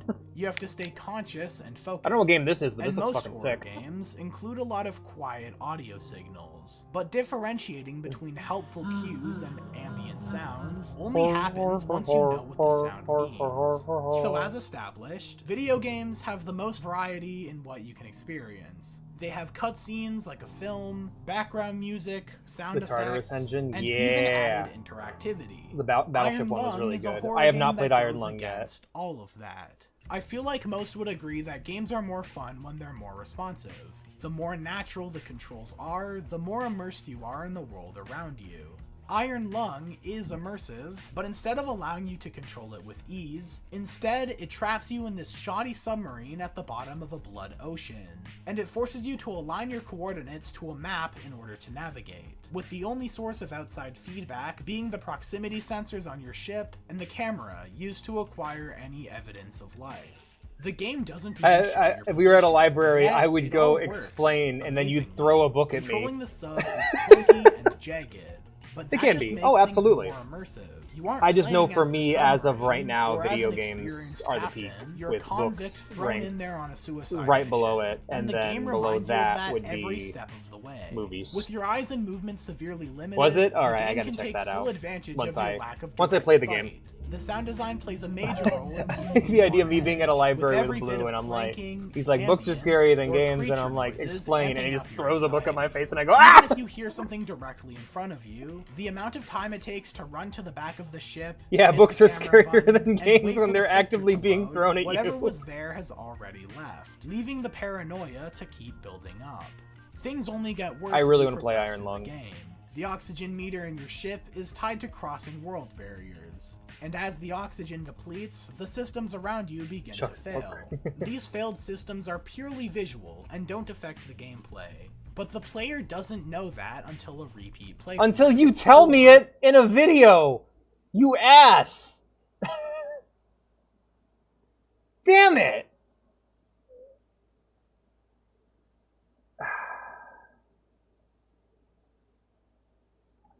Yeah, that's true. I'm skipping to the next video. That was a fucking bummer. I didn't want to have Iron Lung mechanical spoilers. That sucked. Profoundly more interested in over the last year. About 6 months ago, I took a deep look into the different mediums of horror and how we. I'm gonna go ahead and say, I don't know. Horror for kids is such an underrated genre. I wish we had more of it. Like, growing up, we had quite a bit of it. Like, I had Headless Horseman to watch, like the cartoon, not the really awesome over the top Johnny Depp movie. But, like, as a kid, we had movies that were scary. Like, we had Monster House growing up. There wasn't a lot of good... But, like, I can see why... I do kind of like that mascot horror exists for children. Now, of course, I would just say traumatize them early and throw them right into the adult shit. But, I mean, I'm not a parent, so... Yeah. Each of them work in Bleach the brain. ways. By the end of the project, I ended up wondering what exactly took me so long to finally get around to fully enjoying the genre. Then it hit me. Most of my exposure to horror growing up was garbage like this. And this. And this. And... oh god. So you had bad Bad parents? YouTube Kids content had effectively killed my interest in a whole genre. Yeah, by Monster House was super overshadowing scary the as a kid. better, I wasn't scared of the more house. I was scared of obscure that old man. In the past, Nevercracker it's even gave me been able to nightmares. affect public opinion on other viral non-horror games. And I don't think it's just me. Children's horror used to be scary. Or at least made an attempt to be. Oh, I never saw Goosebumps Writing as a horror kid. for kids is I wish this I was able constant to. tug of war. I read You American wanna and make Michigan something Chillers, scary, but you I never also read don't want Goosebumps. young Timothy having nightmares and failing school. No, you do. It forces You the do. You don't get it. You need to. Okay. Oh man. Reminder: the old fairy tales, like the old Grimm's fairy tales, the old stories of fairies and leprechauns that children were told, were meant to scare them. They were meant to help them experience fear in a safe, loving environment where you had a parent to take care of you afterwards. There's a really great episode of American Gods that covers this topic. But yeah, like, stories were supposed to scare children. Kids were supposed to be scared by these stories and then kept safe by their parents. Now it's the opposite way around, where we have media that coddles them and parents that don't give a shit. Author to be more creative to make up for the lack of blood and gore. And oftentimes, it leads to something more frightening because Wait a minute, hold up, back that up. Also, don't use a fucking Drake meme. That was 2 years ago, fine. For the lack of blood and gore. And okay, but this isn't for kids. It's like Little Shop of Horror is not for kids. Holy shit. oftentimes, it leads to something more frightening because of it. Today it seems more like an attempt to be marketable, to appeal to as many kids as possible in hopes of being spread to make a quick buck. Obviously this hasn't ruined the horror genre as a whole. We need only people seeming making to really more affect good media horror for games. kids. And even then, you can always go back to older titles. Oh yeah, Jurassic but Park's it fucking has horrifying impacted the as a kid. discussion of them. In 2014, the landscape of indie horror was changed forever with the release and subsequent explosion That's not of the cover FNAF art of that game. While it wasn't the first horror game to go viral on YouTube, the success of the format and marketability of the characters would inspire others to try a similar trick. Now it seems every time I check Twitter, FNAF or some other mascot horror game is always on trending, and videos about the subject are popping up everywhere. You should know you're technically watching one right now. But that's just It's like a guy complaining that it's hot in the summertime. Like, That's yeah, what I of course picked it up is. on myself. Welcome to the My own slop. personal Welcome to the slop experience world, is buddy. but a fraction of the I only potential found this out 2 damage years YouTube ago. Kids can cause to the perception of a franchise. I'm still not good at horror stuff. So I love horror stuff. I love subjecting Blue to horror stuff. To be fair, Blue, like, you introduced me to Emesis Blue, so like that's pretty great up there. And I'm wondering how you feel about that one, because that one was pretty good but pretty intense. Today, like that one I'll fucked be me your up a little guide as bit. we once again enter the harsh landscape of YouTube Kids. Please remain seated Longer and than you remember think. to wear your hazmat suits at all times. But first, a short history lesson. I love psychological horror. Me games too. have always been an integral part of the Let's Player ecosystem, going all the way back to the beginning of the genre.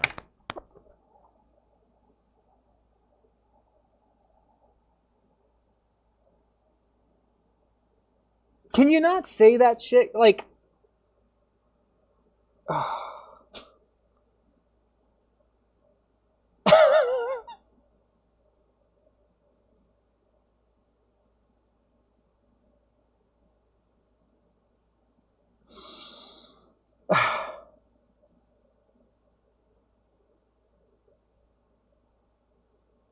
would it kill you to like check that before you put that in the script?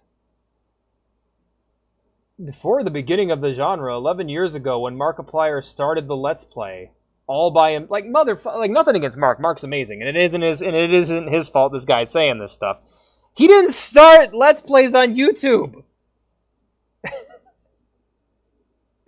Like Markiplier and PewDiePie and Yami Mesh and Tobuscus and all these quote-unquote old Let's Players didn't start that shit.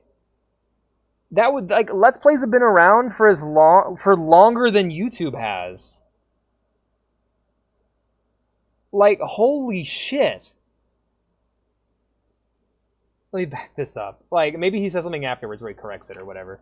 But, like, hold on. Integral part of the Let's Player ecosystem, going all the way back to the beginning of the genre. All the beginning of the Let's Play genre, 11 years ago, where Markiplier uploaded the Cry of Fear reaction comment. While all sorts of games were entertaining to watch, there was an... Motherfucker, why didn't you... Like... Could you not just spread misinformation? Could you double check your shit before you say it? Fuck's sake. Like, I'm a streamer, I get it. I say wrong shit all the time. But you know what's great about me saying wrong shit? It's that you guys can hop in chat and go, you're wrong. And I go, oh, what do you mean? And then I look it up and I go, huh, I guess I'm wrong. Alright. It's easy in my case. But when you're a YouTuber, you gotta be a bit more responsible. An added level of engagement given to people who played horror games, where we could watch and see their unfiltered emotions as they navigate the problems presented by the game. He should play Slender again with Kyle Rittenhouse. Markiplier started the internet. A horror game known for its lack of player power. Fans were infatuated by Felix's outbursts of fear, which made for some pretty entertaining content. It was a mutually beneficial system. The Let's Players would make money off of video views, and the game developers would make money... This is so weird. This is like someone... like, I don't even...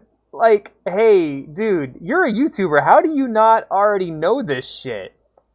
Yeah, of course. It's all a big scam. What do you... from game sales thanks to the free advertising. He has time to research This trend only continued with Find Slender, my pages, and but would it's be taken Tato to a whole plushies. other level by FNAF. The YouTube success of FNAF He's just went humble to way and more takes than the just title Let's out of Play. an Eve. With all the theories, songs, and fan animations, it seems like an entire fan base arose overnight. Yeah. And those SFM fan animations seem to have been an earlier version of what the children's content would eventually become. I would know, childhood me loved this shit, but the bottom line is that these were made by fans for fans.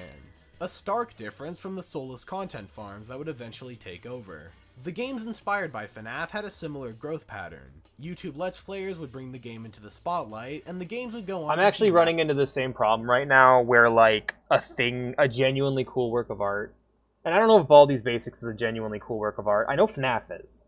And I actually really respect the work and the effort and, like, the story behind why FNAF came to be. I actually really like Scott Cawthon as a developer. But, I'm running into the same thing where, like, you have a really cool piece of art that then gets just slopified by corporate America or, like, the internet or whatever. And that's fucking K-pop Demon Hunters. K-pop Demon Hunters is this really awesome movie that is also, like, a scathing critique of the K-pop industry and of fandom culture. Boss, you killed a child. Amazing. Mission complete. That right there is why you're the best. Yeah, that's how we talk about the non-visual game. I think they kind of stopped going in the horror direction and started making it a good game. Did they? Okay, cool. Because, I don't know nothing about Baldi's. It's like, I think it's on my list. I'm not sure. But, no, with K-pop Demon Hunters, I'm, like, watching as this fucking really cool animated movie that's like a scathing critique of the K-pop industry and also like K-pop stan culture, while also being a praise of that same culture in the ways that it can be beautiful, right? I'm watching as this fucking thing is just being turned into fucking slop. I think it's when kids start liking something, it just becomes terrible.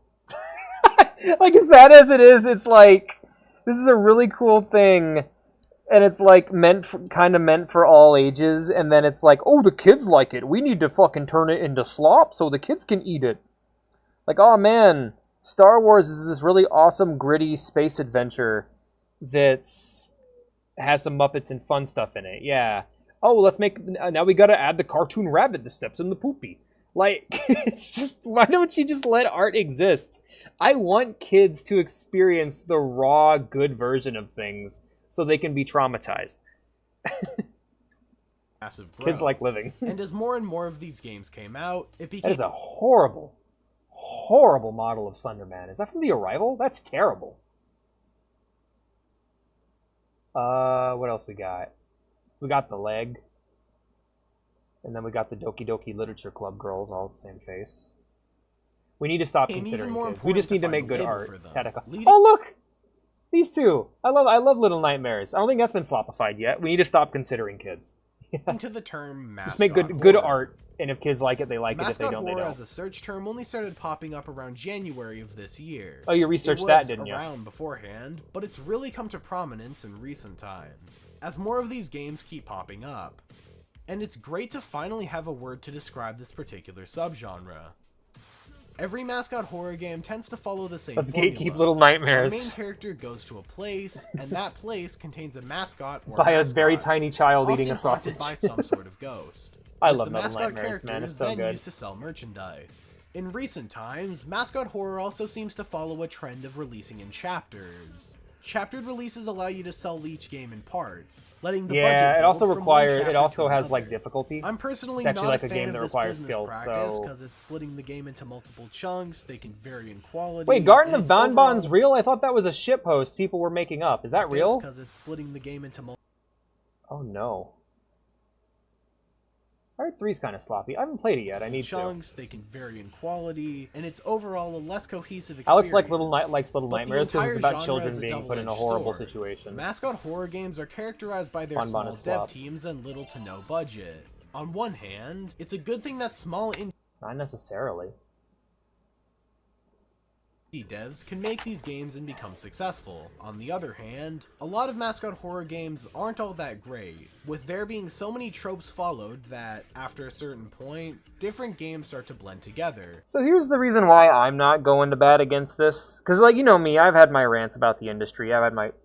I mean, my entire personality at this point could be described as anti-games industry, but, like... I don't see this shit. It's like why you don't hear me bitching about mobile games. Like, occasionally someone will bring up a mobile game to me, and I'll take one look at it and go, oh, it's mobile trash, and then I'll just move on with my day. That's because I don't see this shit on Steam. I don't have this shit recommended to me. This never comes across my desk. I never see it, you know? So I don't get entirely upset at it. I just go, okay, it's that dumb shit. I don't care. Me from 2 years ago on that Halo stream keeps being vindicated. I don't remember that stream. Was it that long ago? Figuratively and literally. The true terror of mascot horror doesn't come from the games themselves, but what other people choose to do with these characters. Yeah, exactly. As you'd guess from how they're designed, only mobile game I really play is Pokemon Go, and that's it. Taken out of their original contexts and forced into these videos, even when the actual topic has little to do with them. From the perspective of an animation channel, it makes sense. Like, is this entire thing just him lashing out at his shit parents for being shit parents and not properly curating his work, curating his input? Because, like, my kid's not going to be watching this trash. I'm going to show my kid Brave Little Toaster and then send him to bed. And he's going to have to cope. I'm going to show my fucking kid the old Headless Horseman cartoon or like the old 90s Batman show. And that kid's going to have to cope with what he just watched. Like, hey kid, let's watch Courage. Hey, you want to watch Courage the Cowardly Dog, son? Ah, hey, it's the episode where he has to return the slab. Good night. Like, do we have to watch this? No, I'm having fun with it, though. I'm having fun riffing on it. I gotta stop pausing it, though. He's just mad at his parents for not properly parenting him. Clicking the thumbnail after recognizing one or more of the characters, as well as tag surfing and the like. It carries all the weight of a collab without actually needing to collaborate with anyone. Yeah, it is. And the icons in these videos aren't just from games. Creepypastas, the SCP Actually, Foundation, scary show, damn and straight. the monsters of Trevor Henderson have all been through this exact same phenomenon. Consumed into the endless void of the algorithm. I mean, hey, say what you want, man. Consumed. At least they're doing claymation. That's cool. Into the endless void of the algorithm. I figured. Welcome to the bottom of the barrel. I hope you enjoy your stay. This is where all the YouTube Kids videos with these marketable characters Yeah, it's just the equivalent of like bad bootleg movies being made from passion. It's time for those still exist, though. to take center stage. And it's safe to say the format's been optimized since we've last seen it. Yeah, it gets. But first, that's just since like our if I got characters here were popular taken enough, from I'd all be sorts sitting of there next to different Pregnant backgrounds, Spider-Man, let's get to know our rogues asking gallery, him why. the characters that are forever tainted How? by the depravity of YouTube Kids. Of course, there's Freddy in the gang, but we already know them. Then there's Bendy and friends, characters taken from. I'll be real with you. I like the way Bendy looks, and I'm genuinely excited to play it. I think it's a really awesome style, and I love that old Disney rubber hose popular animation horror shit. game Bendy and the Ink Machine. Not to mention, I see that you Baldi can from hold an Baldi's axe Basics, in the game. Neighbor from Hello Neighbor, The game sucks, and in apparently. recent times, the Poppy Playtime, Ban Ban, and Rainbow Friends casts. Then, one level lower than the mascot horror crew, Money is we tied, have Alex. the mobile characters. After seeing the success of Hello Neighbor, game company Z&K Global decided to make their own mobile version called Scary Teacher 3D. And while it was never quite as popular in the mainstream, in the world of YouTube Kids, You it do was hold an axe, everywhere. yeah. I see Arguably combat. even more popular than the game that inspired it. Granny is yet Mickey's another on of these a railway house-breaking games, released a picking few up months later. stones. Lastly, Out there's the comes, killer comes from an Ice engine Scream. and breaks Yet again, Mickey's another game in bones. the same style. Ow, says Lastly, Mickey. we have the That's bottom not tier. fair. Characters barely Oh, connected to says mascot the horror engine at all. driver. Here we I have don't Siren Head, care. one of the horrifying Man, I don't give a shit. This shit trickles down to me and is fucking hilarious. Get out of here. Let's watch your video on fandoms. Holy shit, I was not expecting to... In the modern day, media and entertainment are more plentiful than ever before. We have sites like Twitter and YouTube to share No, we our don't. Those sites don't... No, I'm kidding. thoughts and have discussions, but more importantly, it allows for the sharing of more entertainment than in the past. Who do you Time and remind time me of? again, You we remind see me of these someone. Tiny indie games released, then go on to see a ton of popularity and success. Yeah, Friday Night- Nowadays, Friday Night it isn't Funkin' just a fucking fantasy sucks, to be a man. popular figure Game's in the ass. online space. But for some reason, I tried to seems give it like some love. almost every single person Game on the sucks. internet is actually the worst person to ever exist. Whether it's for committing an actual crime, or just generally being seen as cringy. If the creator of a piece of media does something controversial, that could push people away from wanting to engage with their work. But a decent amount of people can still separate the art itself from the negative actions of the artist. The same cannot be said about fandoms. If something ends up having a toxic fan base, it can actually stray a lot of people away from giving the original thing a chance. And I will go ahead and give my reason as to why that happens. People consume art to connect with others sometimes. I myself have as well. There will be times where I see a game you guys, one of you will be playing, and I'll be like, man, I want to talk to Sonico more. Let's play Star Wars The Old Republic, you know? And, real example, by the way. But basically, like, people use art to connect with others. And so when you're wanting to get into a piece of art and you're genuinely interested in it, oftentimes when you're exposed to people who really, really, really like that art, and the idea is that it can scare you away. It's like, okay, look, I really want to play, I'm trying to think of an example, let's say Toontown, right? Like, I really want to play Toontown, but the Toontown fandom has a reputation for being pedophilic furries. Well, I'm going to be less likely to want to play Toontown now, won't I? Because I'm going to have to engage with these people. If I stream a game like Friday Night Funkin', people in that fandom have a reputation for being cringe and for being very judgmental about people's skill levels. I'm not going to be as likely to play that game because that means I'm going to have to deal with those people. By the way, the Toontown shit I said, completely made up. As far as I know, there are no kid fuckers in the Toontown community. I'm just bringing it up as an example. There's probably a shit ton of furries, though. No problem.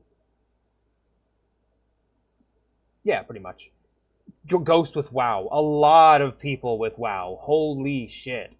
It's like, if you want to play this game, you're going to have to engage with the people who also play it. Or you can just not. That's my way of doing things sometimes. But I always try to welcome people from the community of whatever I'm playing in. But if they start acting like fucking assholes, then...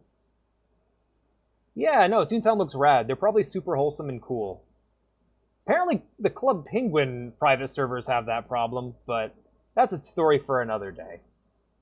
Even more so than a toxic creator, whether it's a game... Star Wars, another good example, is like, I can't with Star Wars fans most of the time. You guys are those of you in my community who like Star Wars are my favorite Star Wars fans, because most of them are so, like, Like, Star Wars is a setting that people project onto a lot rather than actually read or consume properly.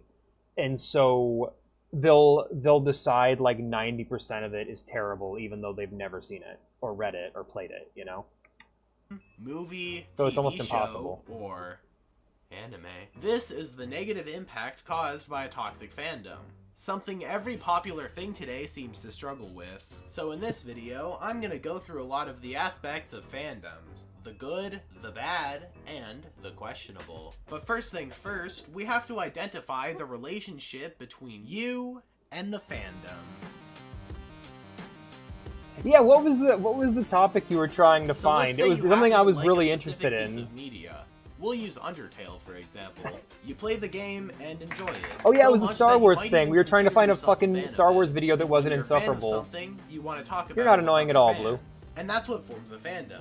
It's a community where yeah, you were interested in a Star Wars thing, and you were genuinely trying to figure...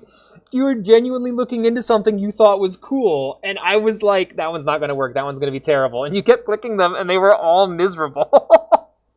Or I kept clicking them for you, and they were all miserable. Express opinions. Gotcha Life, yeah. Ship characters. Yeah, a lot of fandoms like to being stabbed by a lightsaber is actually very deadly and painful. Even when they may not have had any sort of romantic interactions in the whole game, movie, yeah, I don't get shipping. Some even take this a step further. So, what was funny, you know what was really funny? During my last conversation with Blue about shipping, I was talking about how I don't get shipping until I brought up a ship that I like.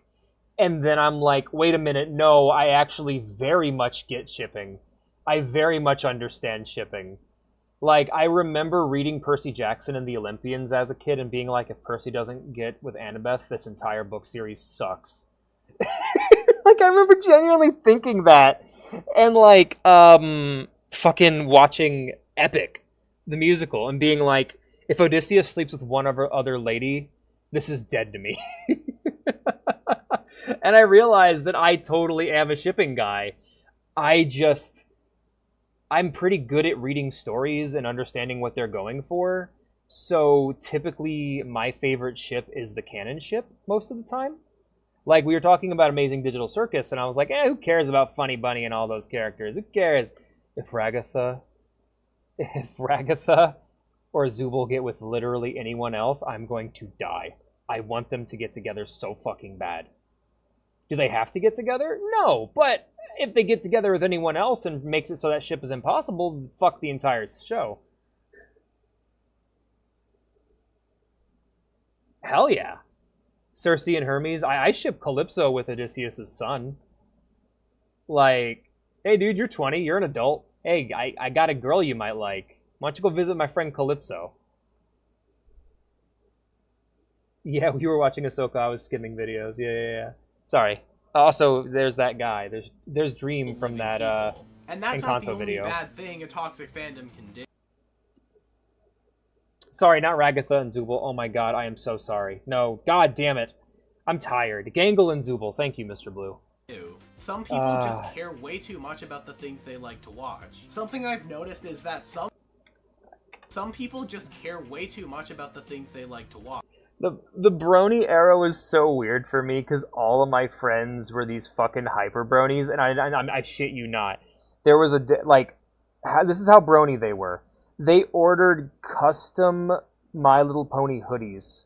My friend Sarah, my friend Devin, both of them had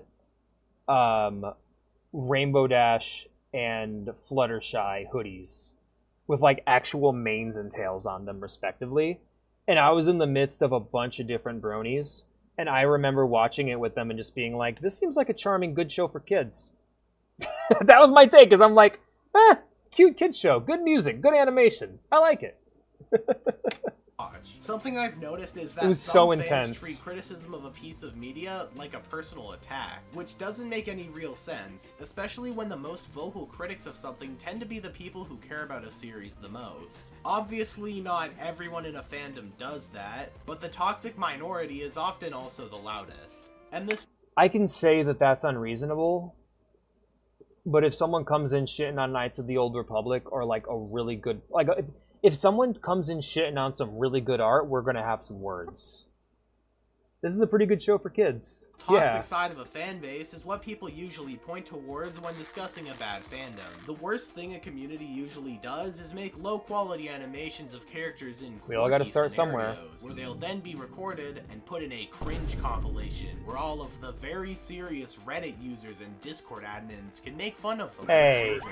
But if you're gonna I'm be not black. associated with toxic people, why be a part of the fandom in the first place? Well, to answer that, we have to put... No, don't! Oh god, no, don't put me in there! So now that I've made the boundary lines, it's time to look at the positive aspect of being in a fandom. With the rise of the internet, the way we consume media has changed drastically. He's fine. From the way It's fine, things were in Ghost. the past. Don't worry about it. Imagine what a SpongeBob That's fan fine. looks like. Do Me. you think of a 7-year-old watching TV before No, I school think of a very starts? depressed A millennial adult. that's grown up with the series? Maybe a teenager that used to watch No, it's it, but okay. now It's like what he wrote sometimes isn't a bad references it in thing. conversations. The truth is that you can't really point towards a Mhm. specific demographic. SpongeBob is one of the most popular shows of all time, and its demographic is pretty much everyone. Yep. But if I told you to think of what a League of Legends or Genshin Impact fan looks like, you immediately build a caricature of an obese, I mostly just think of who a probably needs so to a go league outside. person. Does this mean that It's less of a specific way I think of a person, and it's more like it's interesting because what he's bringing up is an interesting idea. When I think of a league player, somebody who's a really big league fan, somebody who loves the game, who loves the story, loves the character, I think of a young person who's about my age who looks old. Like I imagine like a 30-year-old who's very tired and like almost kind of mellow, because for them to be a league fan who was there from the beginning, they would need to be. They would need. They look like someone who's kind of been through it, you know. When I imagine a Genshin fan, I imagine a younger person who doesn't really play video games much, but just really likes what they like and is kind of ignorant of the monetization practices, not in like a mean way. Like calling someone ignorant a lot of times is taken as an insult, but it's really just a state of mind. It just means unaware, right? But yeah, I don't quite have this level of vitriol Picture towards of an people who like those obese, games. no life who probably needs to go outside. No, Does not this really. mean that everyone who plays Genshin looks like they belong in an episode of My 600-Pound Life? Also, Jesus Christ, why would you let them film you? No. This perception is mainly caused by memes, but it's still pretty safe to at least assume that there's a good overlap between people who like anime and people who like Genshin Impact. I have met way Nowadays, too many we have more conventionally popular attractive pieces who are of into really entertainment nerdy than ever shit. I've been before, broken which by also this. means it's less common to see something that literally everyone's into. Yeah. And on one hand, it can sometimes be hard to find someone who likes the same TV show, YouTuber, band, or game as you. But on the other hand, it gives you a lot more to talk about. YouTuber, band, or game as you. And fuck the person who likes all four of these things, because like there's some cool shit in there, like I love 9 Inch Nails, but that just But on the other hand, it gives you a lot more to talk about when you eventually do meet someone who's also into what you like. At its core, a fandom is just that, but on a larger scale. While I don't think any fandoms are as big as SpongeBob's total viewer base, there's a stronger connection to be had there. At its best, a fandom can be supportive and share a mutual... No, I think SpongeBob, things like SpongeBob and Star Wars, like really, really big media is a nightmare fandom to be part of. Because... Oh, hell yeah, Ghost. Because, like, you could be, like, a fan...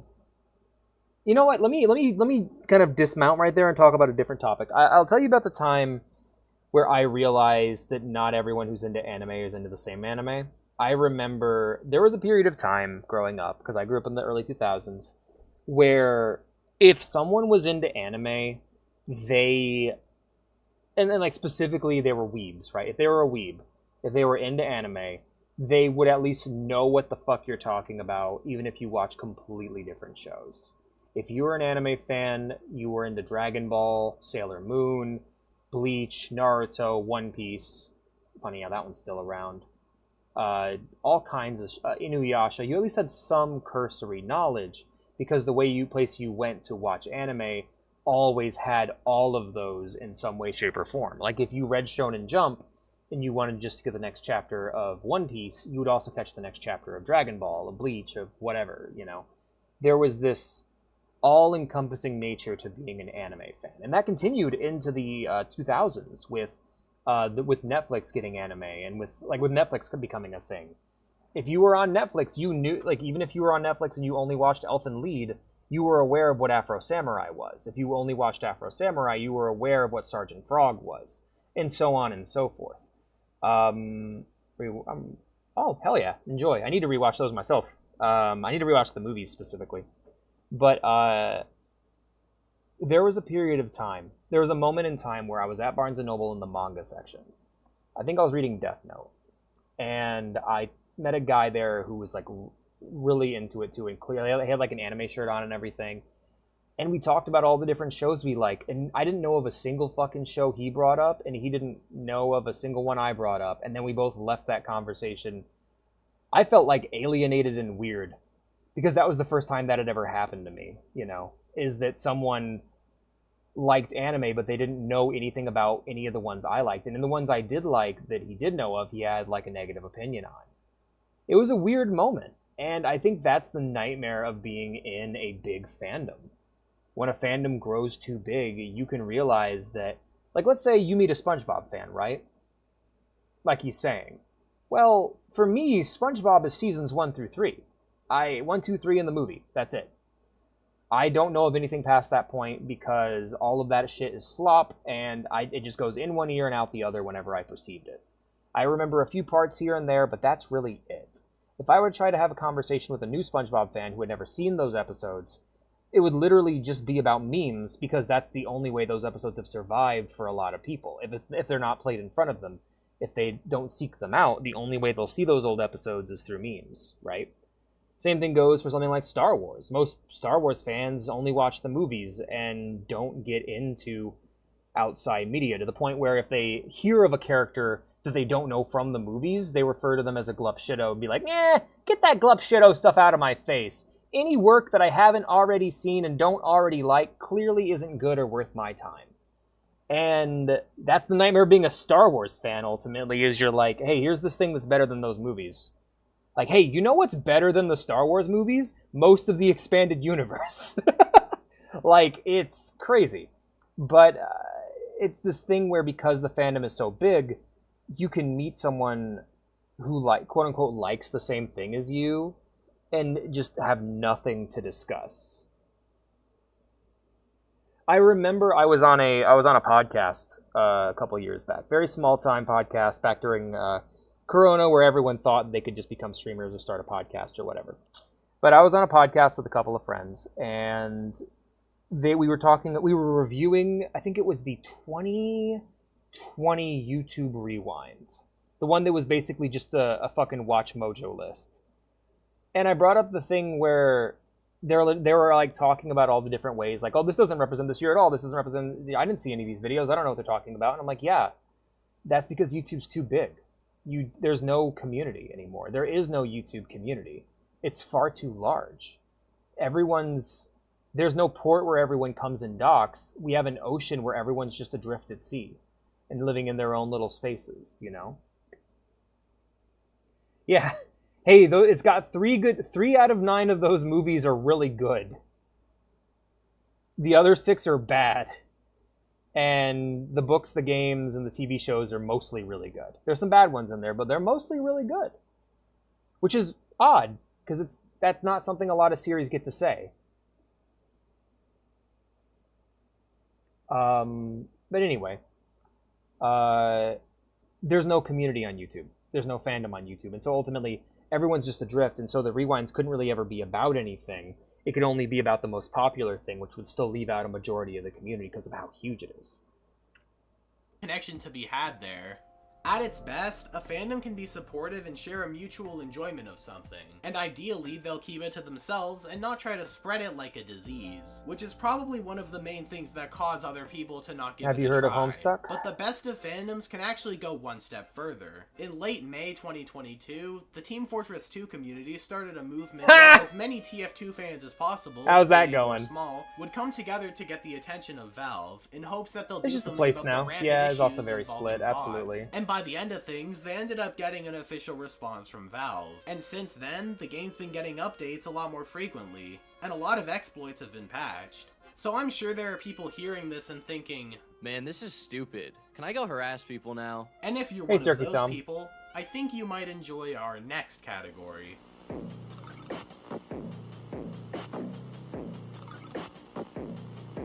When there's a group of people going after a piece of media or a fandom, you get what's called a hate-dom. I thought it was just gonna be, when there's a group of people going after a fandom, you get what you fucking deserve! Incredibly similar to a fandom.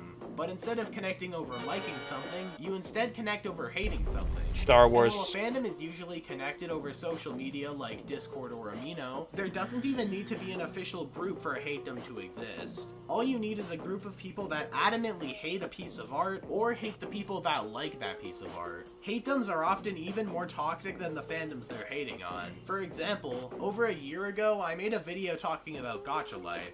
And while I was just reviewing the game itself, it almost seemed like everyone who watched the video was up and ready to harass literally every Gacha Life user in the comments. It doesn't help that I also made the mistake of leaving the name of someone in the video uncensored, which caused a group of about 25 to 50 people to go out and harass the individual in question.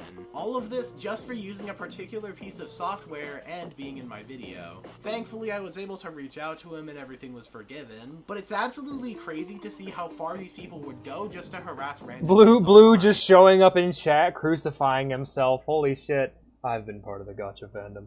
No, it's like, this is like Kotaku. This is like, this dude's so late to the party on all of these things, and it's like, yeah, people can hate something. If they don't want to see it and it's constantly being shoved in their fucking faces, then yeah. And that's a problem not with fandom, but with the way the internet works on a lot of websites. Hate gets more interaction on the internet. Websites exist to farm interaction for ad revenue and clicks. If you're somebody who can't stand Gacha Life videos, you're going to see a lot of Gacha Life videos, especially if you're leaving angry comments on Gacha Life videos. You're also going to see a lot of people who hate Gacha Life videos.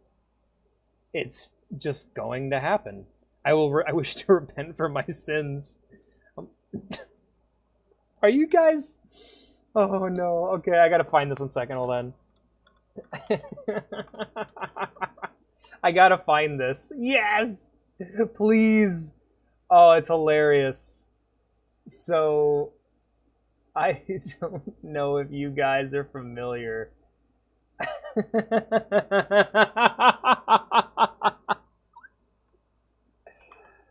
Oh, that's the wrong button.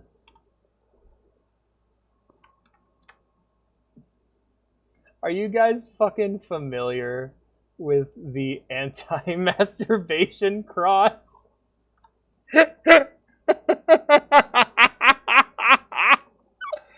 Don't want your kid touching themselves?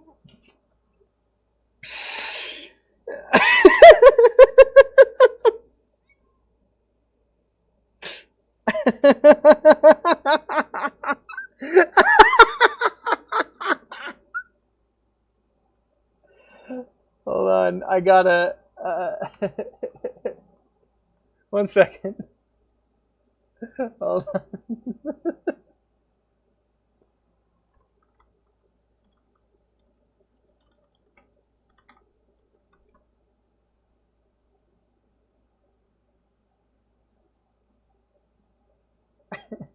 Enhance.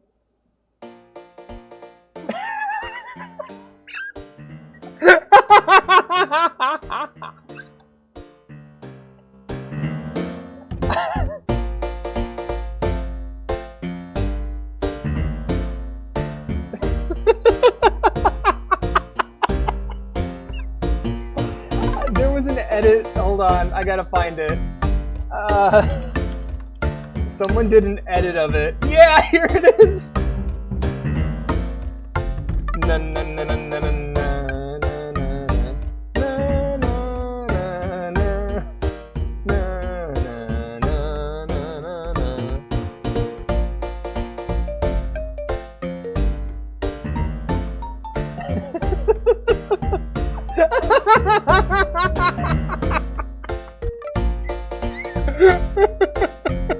all your interests in one place. All two of them.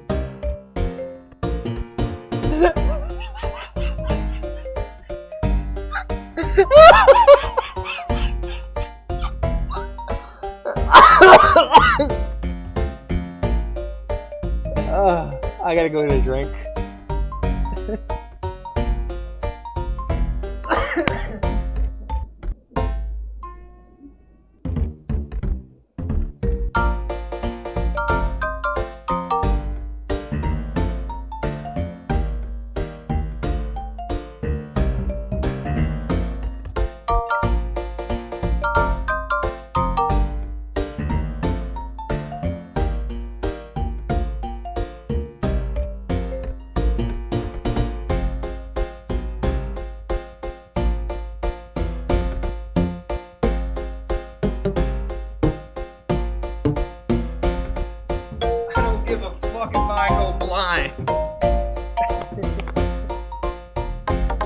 How the fuck does the kid look like Vegito?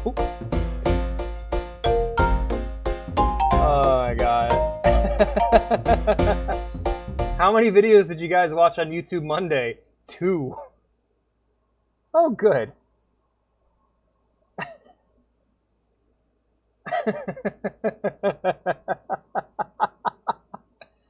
Oh man. Yeah, that's my weapon. Just grab him by his little glasses head. Just swing him, that Stuart Little looking motherfucker.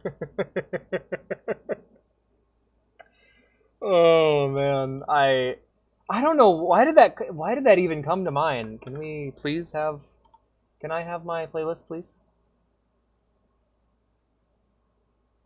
YouTube's trying its best, okay, you guys? 2 videos. I'm trying to get back to Mewtube Monday, but YouTube clearly fucking hates me. Come on now. I will not be turning off my ad blocker. I don't care who the IRS sends. Alright, there we go.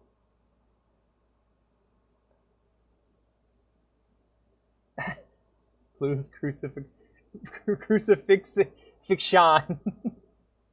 Come on, man!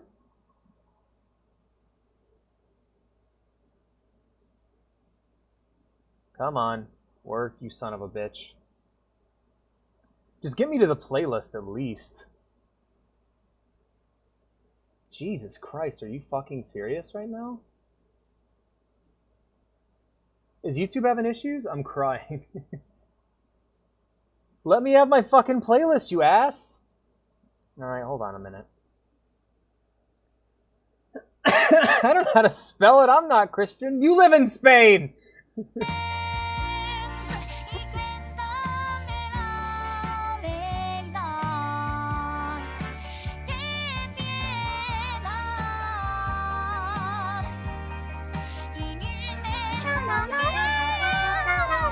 Oh no, Mika, stop.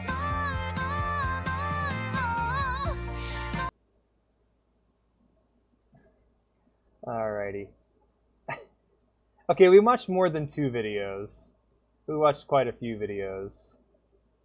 I think we're just gonna move on to the next video. I think we've, like, beer. Let's check in and see what the R&D team's working on. Huh? Gunbox. Oh, I love it! Hey, what if we put a ration on it too? Don't play God Cause. Him Daisy, right?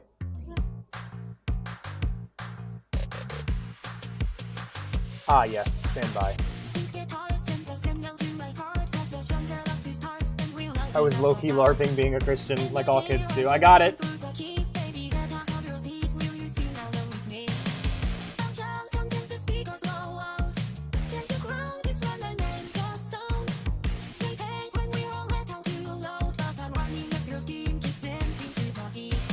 Get her out of your room, just keep doing the fucking symbols. Oh, hell yeah.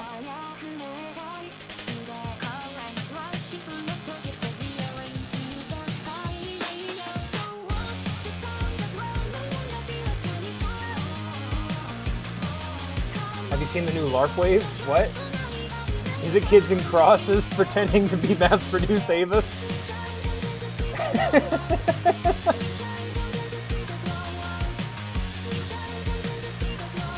Oh, nice. God, this art's fucking awesome.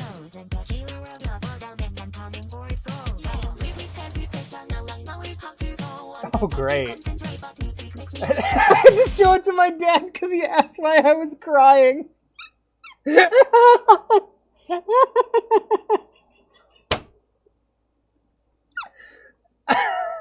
God damn.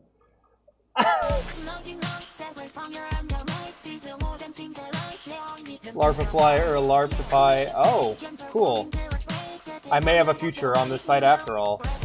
Oh, hey, cool. We had Regret Rock, Teto.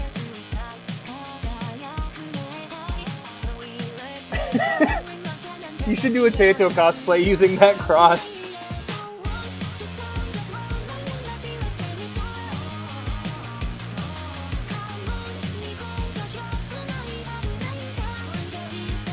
LARPed in animations.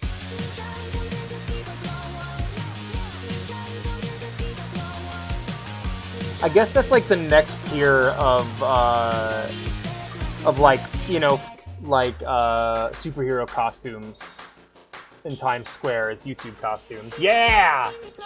Oh, that's so cool! Fucking Project Diva, hell yeah.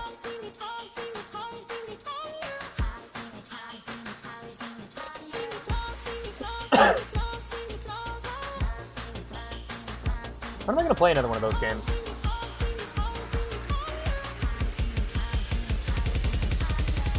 I remember that game. Neon Genesis LARP Evangelion. Everybody's gonna...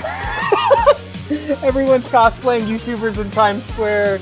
Meanwhile, TJ's just on a bench in Teto cosplay, stuck in the cross, not able to move.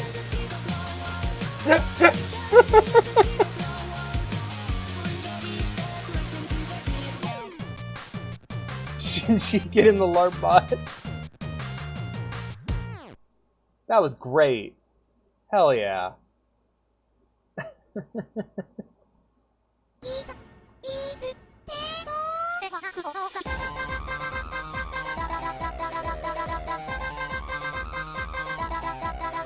Okay. This is Sparta, yeah. Whoa, get some clothes on.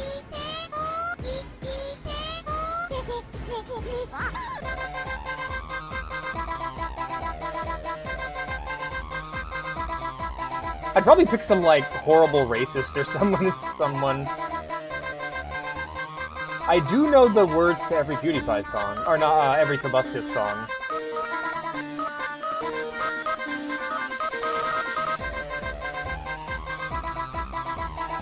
LARP PP.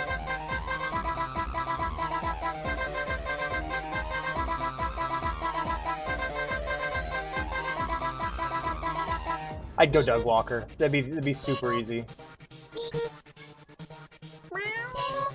Hey, buddy.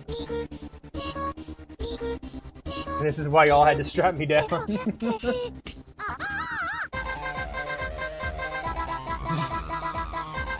That's pretty good, Ghost.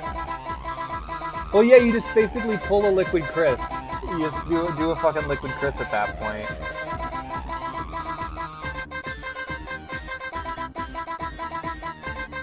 This is how we used to communicate with each other in the 2010s.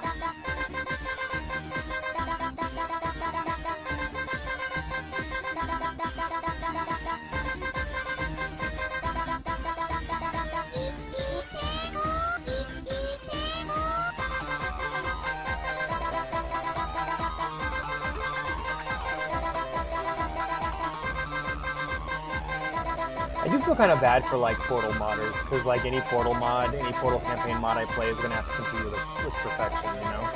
Liquid Theory. No, don't LARP as them. LARP is their evil counterparts. So, like... that's what Ghost would be. He'd be evil Game Theory.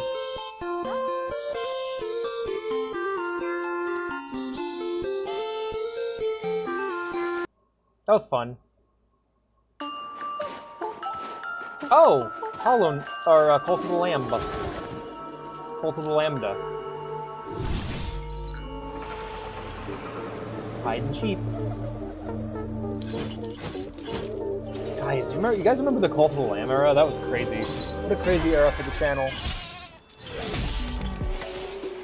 I'm trying to play Straw with Liara, but I can't reach it because my arms are too short. Hi, Liara.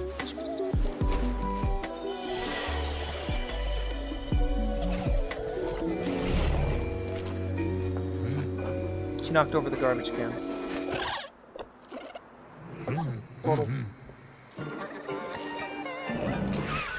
They're hiding behind the beef.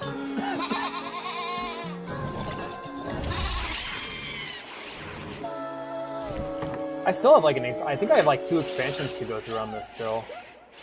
So like, there's still a thing of me. Right?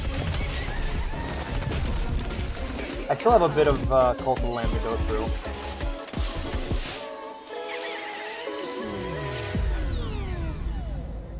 It's on Grumpy Mountain. Aw. Ugh.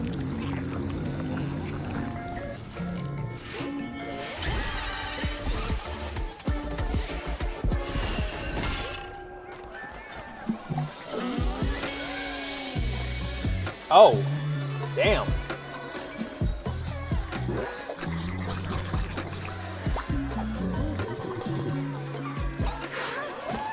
Hit this player too.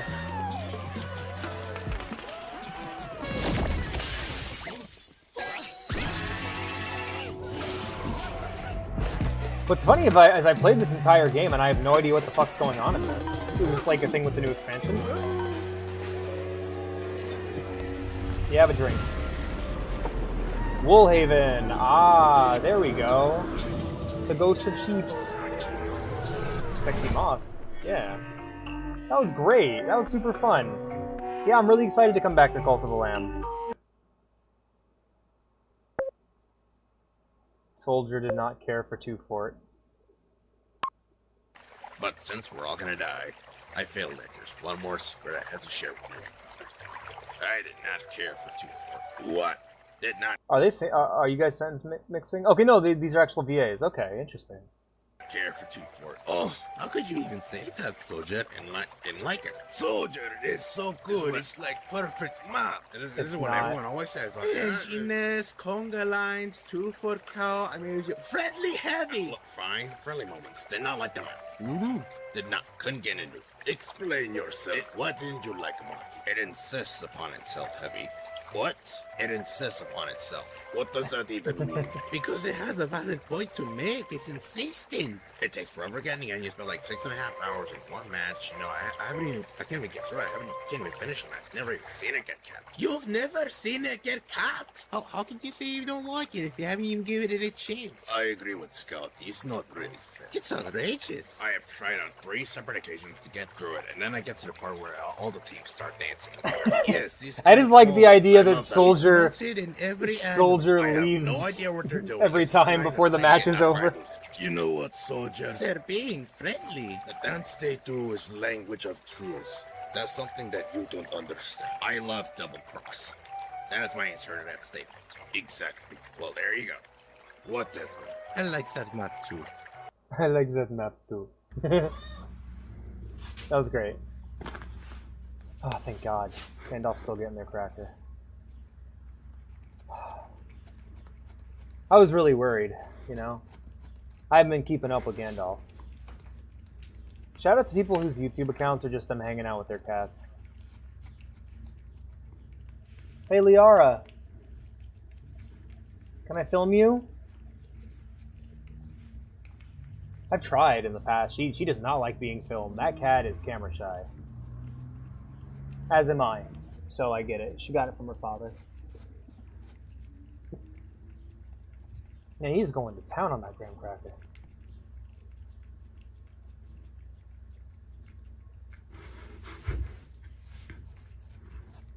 Man, I got a job interview tomorrow and then another one the day after. I'm so fucking nervous.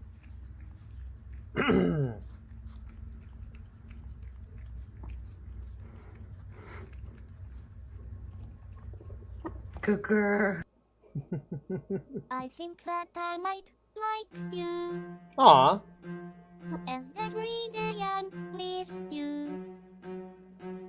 I wish that I could kiss you. But I don't think that I get to. I think that I might like you. And every day I miss you. Aw. Potato shrimp. I wish that I could be with you. Oh, nope, just a little red shrimp. Huh. But I know you'd prefer not to. We love Hatsune Shinku.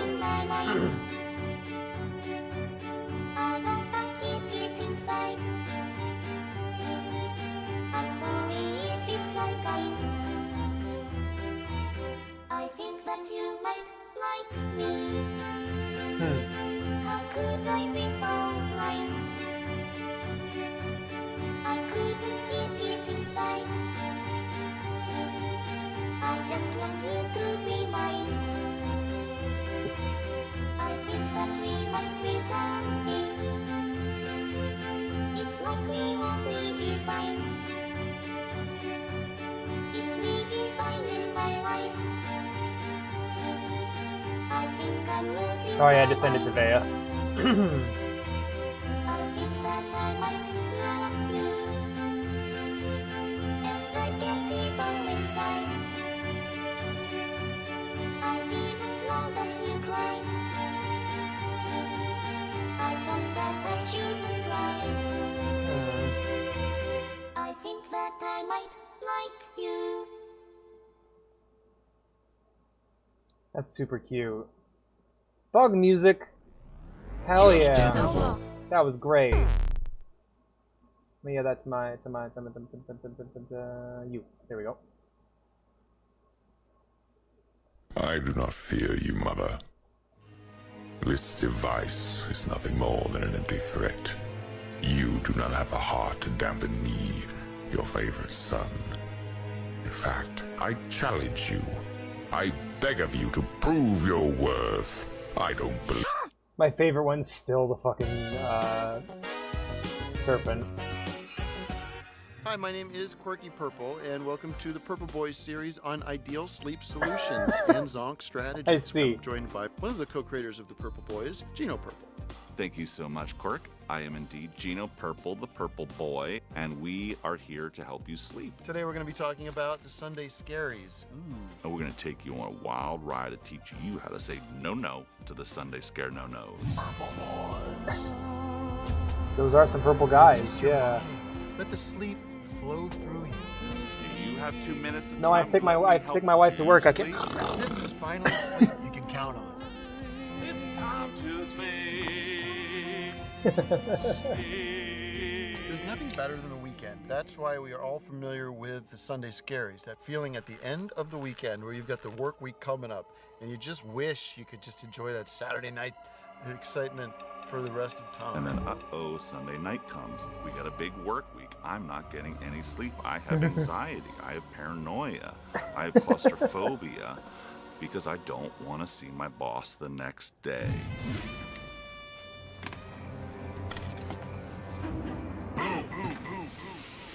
Weekend going bye-bye. Been there. You know, I love the weekends. I love zipping around and, you know, going to the movies and going to the beach. But then I get the Sunday Scaries. It's hard to sleep.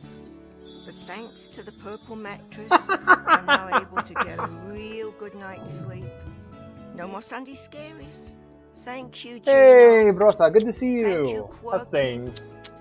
Love you both. I'll tell you a little story about my family this weekend. As you know, I've been making tiny personal pan pizzas for my wife, Gina. And Gina's fucking horrifying. Down some pepperoni slices into very small circles, and I said, I love you, Gina. Tiring, We're I'm having sorry. a wonderful time, and I looked at my clock.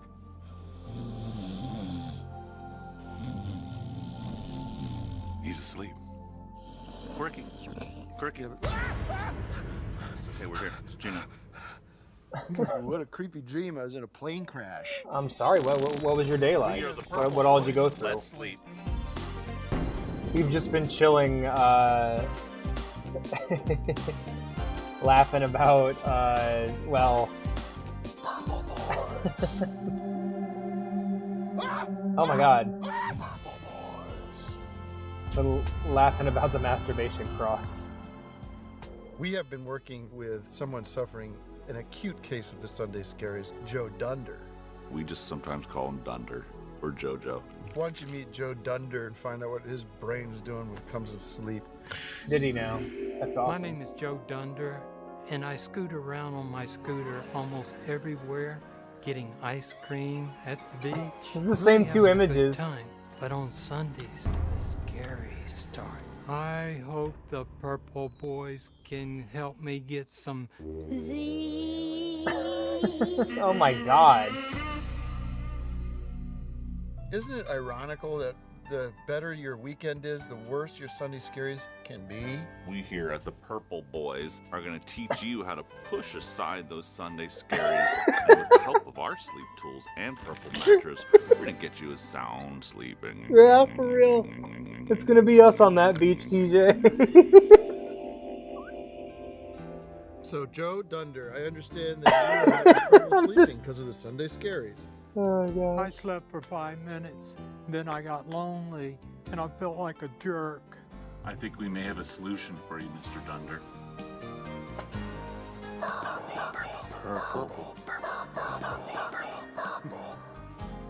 Maybe someone has to strap you down. Yeah. I think Jesus will be the one doing that. Or Shinji, I don't know. I already paid for my sins. What, you had your own cross? He's out. Just have one Tato figure wondering what our in your. super You secret just was. have one Tato figure in your house beyond the tiny version of the masturbation cross. That's purple power, Whenever friends come over, they're just like, "What the hell?"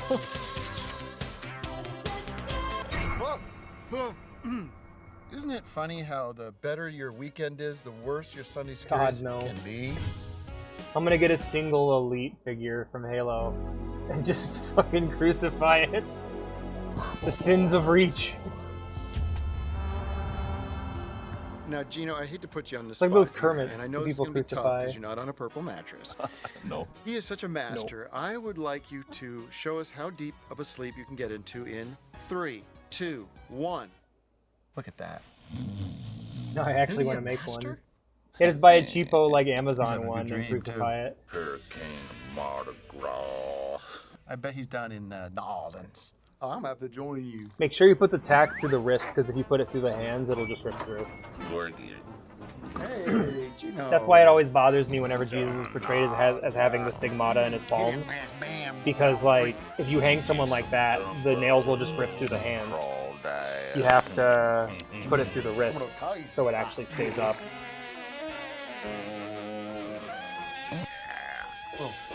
Oh, wake up. We were out. And I just want to thank the Purple Mattress for putting me into that deep, deep gnarling sleep. I don't know who the fuck sent this in, but I'm guessing it was Imagine Sonico. having those sleep tools at your disposal. It's almost like being dead for 1,000 years. You know how it is. You zonk. It's true, perfect purple sleep, and that's why we're here. I'm Gino Purpell. Hell. No, like the cross. Oh. I like that idea. Billy Joe, what's the problem? Well, I got a big week ahead of me, guys, and I could really use some ideal sleep. I get it, Billy Joes. You want that perfect, ideal sleep, but you're not willing to put the work into it. Hey, Gino, lay off the kid, huh? He's a classic. It was the Purple Boys who sent it in to tell us about ideal sleep solutions and Zonk strategies. Song that will change his mind like. Okay, that could mean two things, TJ. That could either mean that your friends, you just want to see them crucified, or it means that they're masturbating too much, or both. Wise up. Your friends won't stop gooning. You gotta strap them into the gooner cross. Billy Joe and his Green Day rap from his rap song. Oh my god! The Gooner Cross. I'm just imagining that, but as like a fucking Guilty Gear move, or like even like what's his name from fucking Castlevania? Richter Belmont. He's gonna use. He's gonna put him in the Gooner Cross. Soviet. Oh my god. Absolutely. Yes.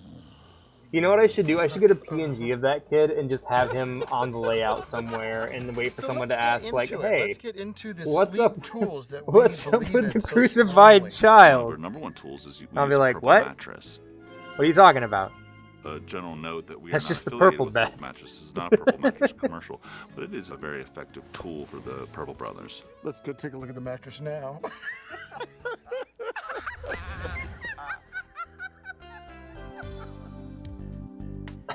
Oh, some of our advanced sleep students. Yeah. Welcome, guys. And now, remove your blindfolds. Beautiful, right? Wow. Why don't you go get comfortable? Climb aboard. I like how he's in the exact same position. Hop on in. Finally, a complete sleep system designed for ideal sleep. Get comfortable. We're about to go on a wild ride. This is the most terrific part. You create different levels, different chambers. Isn't that nice? I hope Captain Clark sells these at his shop. Legs at his come Ottoman up, Empire. And sleep comes quick. These Z's are coming with ease. These Z's are coming quick. And this remote comes free. Comes with a free remote, no batteries included. I love the weekends, especially going to beach. But then, Going to beach. because I did not get the sleep last night, I was so tired I could not enjoy going to the beach any longer. And this purple mattress made such a big difference in my life. I think I'm back to the joyful days of my life. Thank you. Thank you.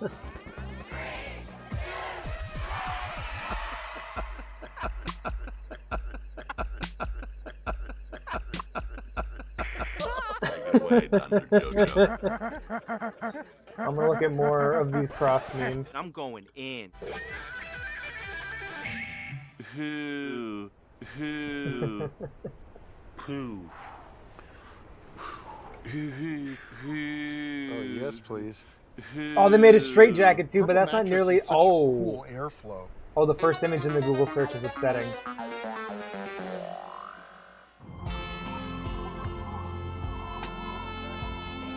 Purple Boys. Oh my, are we excited about some new advanced sleep tools that we're introducing? which Okay, I just change saw the a picture of game. someone with a cross The on newest their one deck. that's really I'm out. blowing my mind is I can't. the I can't show.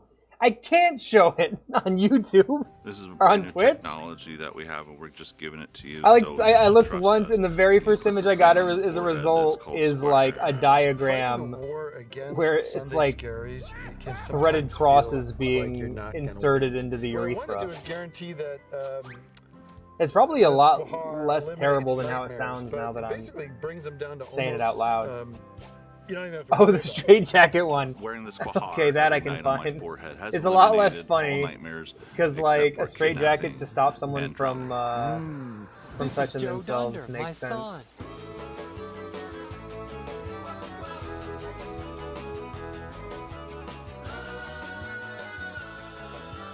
I'm Joe Dunder. It just looks like a straight This jacket. is my son, Joe Dunder Jr. My dad's a seafood nut, so we It's have to stop kinda by normal the looking. Shrimp Shack and get some crawdads fuck? and crawfish. Ice cream, scallop. Don't forget the fried shrimp. What the fuck did I miss? Why are these two dudes who are the same age? I'm so proud of you.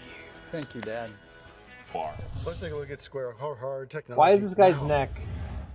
There's a lot of people I would put in the GOONIFIX. Quirky, this is what we're talking about. This is the technology. This is the Squahar. It's going to help us monitor Joe Dunder's sleep and ensure that he gets ideal sleep. Mr. Dunder, I'm going to apply the Squahar to your forehead. It's going to help you fall right to Oh, sleep. it's great. And let the magic begin. Joe, Come on, Joe, you got it. Come on, Joe. Go, Joe, go, go, Joe, go, go, Joe, go, go, Joe. Come on, Joe. Come on, We need the GOONIFIX now more than ever. He's falling asleep. Joe. Go, Joe. He's out. We're committed to the Squahar, and we're committed to purple experiences. I don't know. So funny, you I'm almost wishing cried. that the Purple Boys can. You would help put me. anyone who has sex into the GOONIFIX. Don't be scared of the Sunday scaries. Yeah, I we can need help it. you. We need it. We need Now to it's start finally selling the time to delve GOONIFIX deeper XL into the true super secrets from the Purple on, Boys. on the These School of the super Cat secrets store, are so super, on the Cat Lodge so store. Secret that you are going to be sleeping like a rock, just like Steven Tyler from the rock group Aerosmith. Our super secrets are so special, we hope that you cherish them and value them and take them all the way to your grave. But first, let's hear from some loyal sleepers. Belly Joe! You are the first person in this video conference call. Your purple pal will arrive shortly. Now, a lot of people think we're going to be speaking with Billy Joel, but we're going to be speaking with Billy Joe. Two different bands. One is a more classic rock and one is thrash metal of Green Day's. I'm notoriously known for rocking and boogie-woogieing all weekend, but I even need a good night's sleep. Thanks to the Purple Boys, I'm sleeping 18 to 19 hours a night on my purple mattress. Gino, you're a legend, mate. That's not safe. Quirky, you're a rock star. I'm gonna have you over for my crawfish boil. Hey, ho, great. Congratulations to our super sleeper. He has really knocked it out of the Ethan, park. to the Thanks GOONIFIX Gino, with you. Pal, and myself, Oh, yeah, Quirky with the Propel. fucking But Ava let's Unit kick it 1 over to colors. Joe Hold on. We gotta see if it would convince me. We gotta see if if we can improve the product. Alright, let's grab the GOONIFIX. The patented, Nah, there isn't enough for me to work with. Never mind. I was gonna say we should paint it. I was gonna take it and paint the non-purple parts green to get the Ava Unit 1 colors, but nah. Treated by the great We do. Dr. It does need an Gorman. Ava Kick collab away, though. Dr. Gorman. Purple and green's a good combo, yeah. Breathe in. Purple and green and abstinence. Hi, I'm Dr. Gorman, and I have great news. This man is in perfect health thanks to Quirky and Gino's sleep system and purple mattress. Back to you, Gino. Boy, that warms my heart. Thank you so much, Dr. Gorman, and thank you so much to everybody who's taken part in this Purple Boys experience. Yeah, you don't have to drive. You don't have to drive the nails into your wrist unless you don't want to. Quirky, I'm so proud of myself. Wait, unless you want to. Not unless you don't want to. Go out with a big bang. Thank you, everyone. We sleep on a purple mattress. We sleep on a purple mattress. We sleep I like it. mattress. We sleep. This was a good time. As we were inspired by the Purple Boys to make our own GOONIFIX product that we will then sell on live television.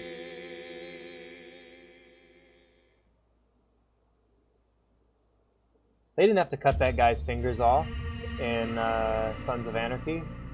They could have just gotten him a GOONIFIX.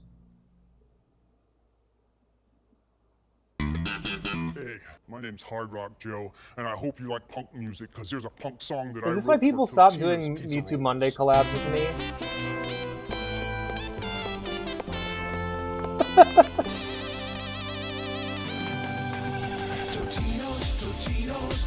Start the music right. Totino's, how did you know? Totino's, everybody's talking about Totino's. The GOONIFIX? Yeah. That's what we're calling it now. I was watching the Tino Boys! Why did you do that? Oh, that's because I forgot to turn off the auto system. Don't worry, guys. We can start the whole thing over from the My beginning. name's Hard Rock Joe, and I hope you like punk music, because there's a punk song that I wrote for Totino's Pizza Rolls. Yeah. The few times I've had people on for collabs, they're just like, what the fuck? I remember way on Kara and there was this entire video Kara showed me, which was just Undertale versions of jokes I had already heard before. I felt like such an asshole. Pizza bag.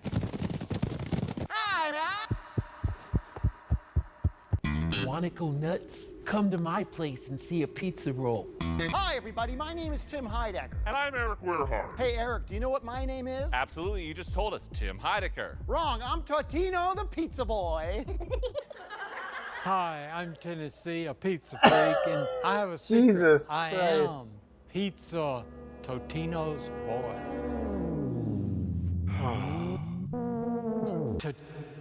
Checkmate. We're all Checkers. winners thanks to Totino's Pizza Rolls. Pizza chess. You can keep all that corporate BS. I'm into punk pizza rolls with Totino's.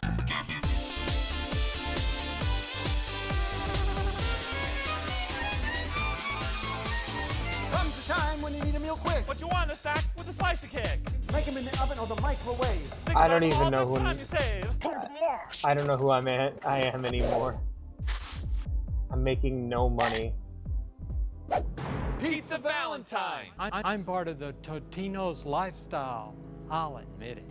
There's 3 things I love in life. My Mamma Mia, party pizzas, Totino boy. I can't get enough of Totino's pizza rolls. I put them in my mouth 5 times a day. I put some rolls in my mouth. I put some rolls in my mouth. Pizza roll. Some rolls in my mouth. I put some rolls in my mouth. I put some rolls in my mouth.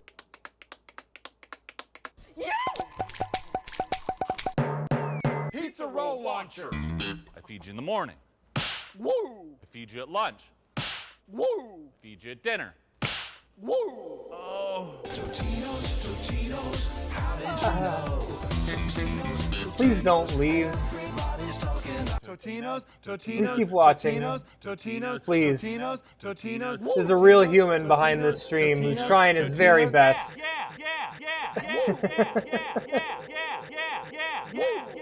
I'm talking about the original hardcore punk scene. That's what I'm all about. Like punk bass. And pizza rolls. Stop making that face, please. When God claims the life of a child, immediately we turn to our loved ones, husbands, wives, parents, pep-peps, step-peppers, and we ask why. Why was someone with so much promise stolen from us? Yeah, that's an ugly kid. Why couldn't he have taken someone older, like a man I know named Greg Pitterman? Have you lost your son? He was so young. Oh shit! What if I told you? Hey, it's Carl Hungus. It's the nihilist. Who are you? I'm here to fix Dinah Cavill. I'm Gorb, and I'm here to introduce the Cinco Boy from Cinco. You know, from the makers of my new Pep Pep.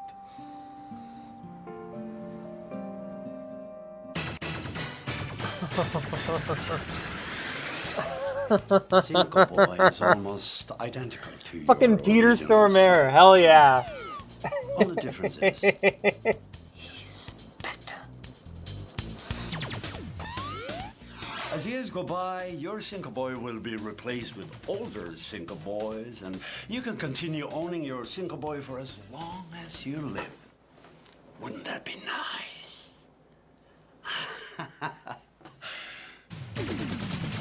Cinco Boy from Cinco. I gotta look something up real quick.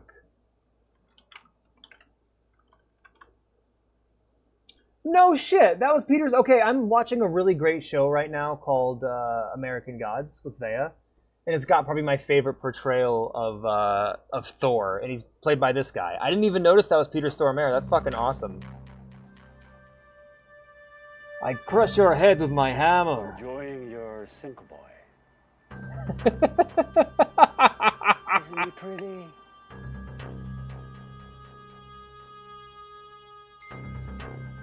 I'm here to fix Dinah Cavill.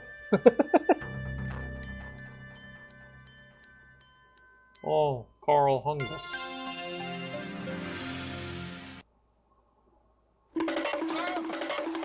Okay, we'll watch this in a second, hold on. I'm so used to the Tato version, that's gonna be weird.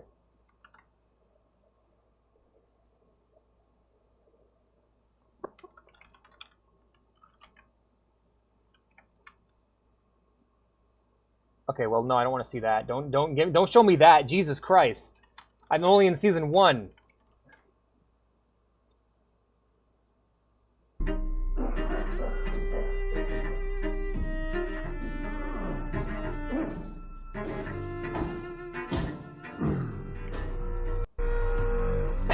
He works at a fucking slaughterhouse. So yeah, the whole plot of American Gods is the idea that old gods in America basically acting as like immigrants that are kind of like been mistreated and washed up over time Yes, as they we lost have two guests. popularity. Yeah, anyway, sorry. Just good show I'm watching. Ah! What is your name?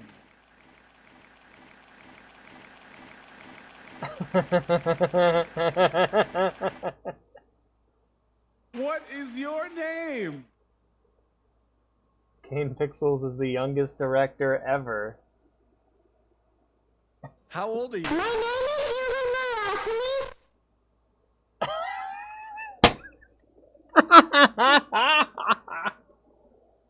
Terrifying. What is your job?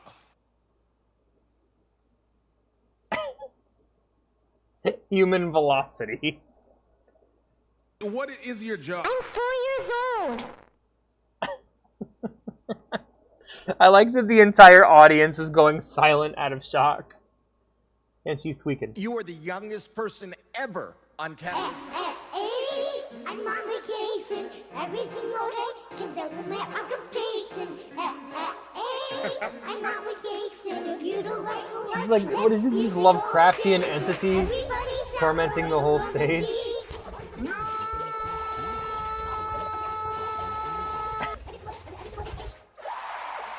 Come here, you. They're distorted.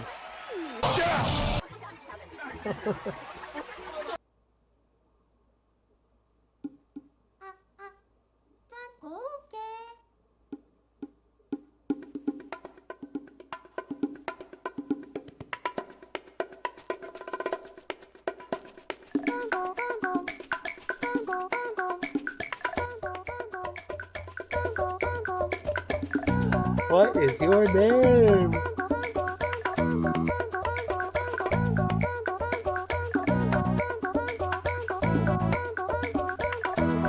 Do you like your single boy?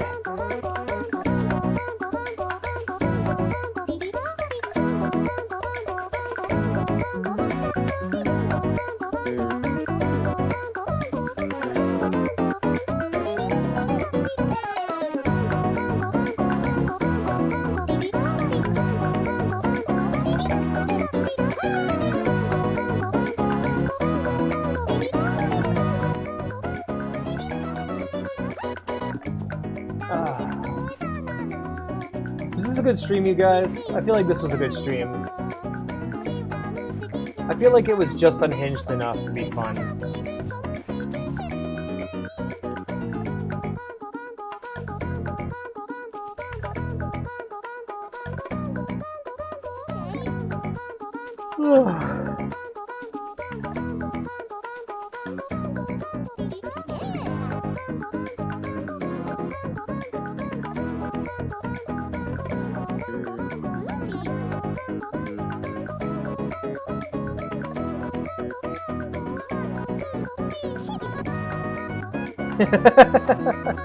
Tito drawn from memory harmonica solo. This is a good stream.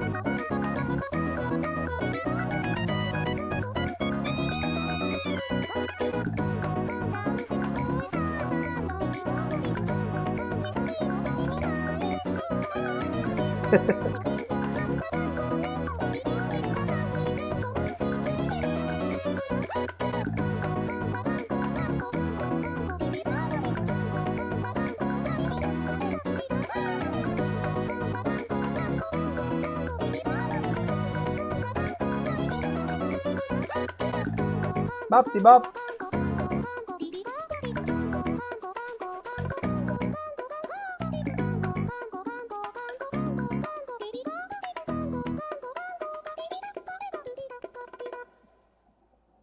Twas good. That was fun. I wonder what's next. Meow. What's next? Lots of us are aware that... No, this guy again! Fuck. I'm sure many of you watching have either played this series a lot at school growing up, or Yeah. you're playing it at school now if you're still growing up. And while I looked at some of the older BTD games in a video I made over a year ago, I didn't really go into much detail for the games I reviewed.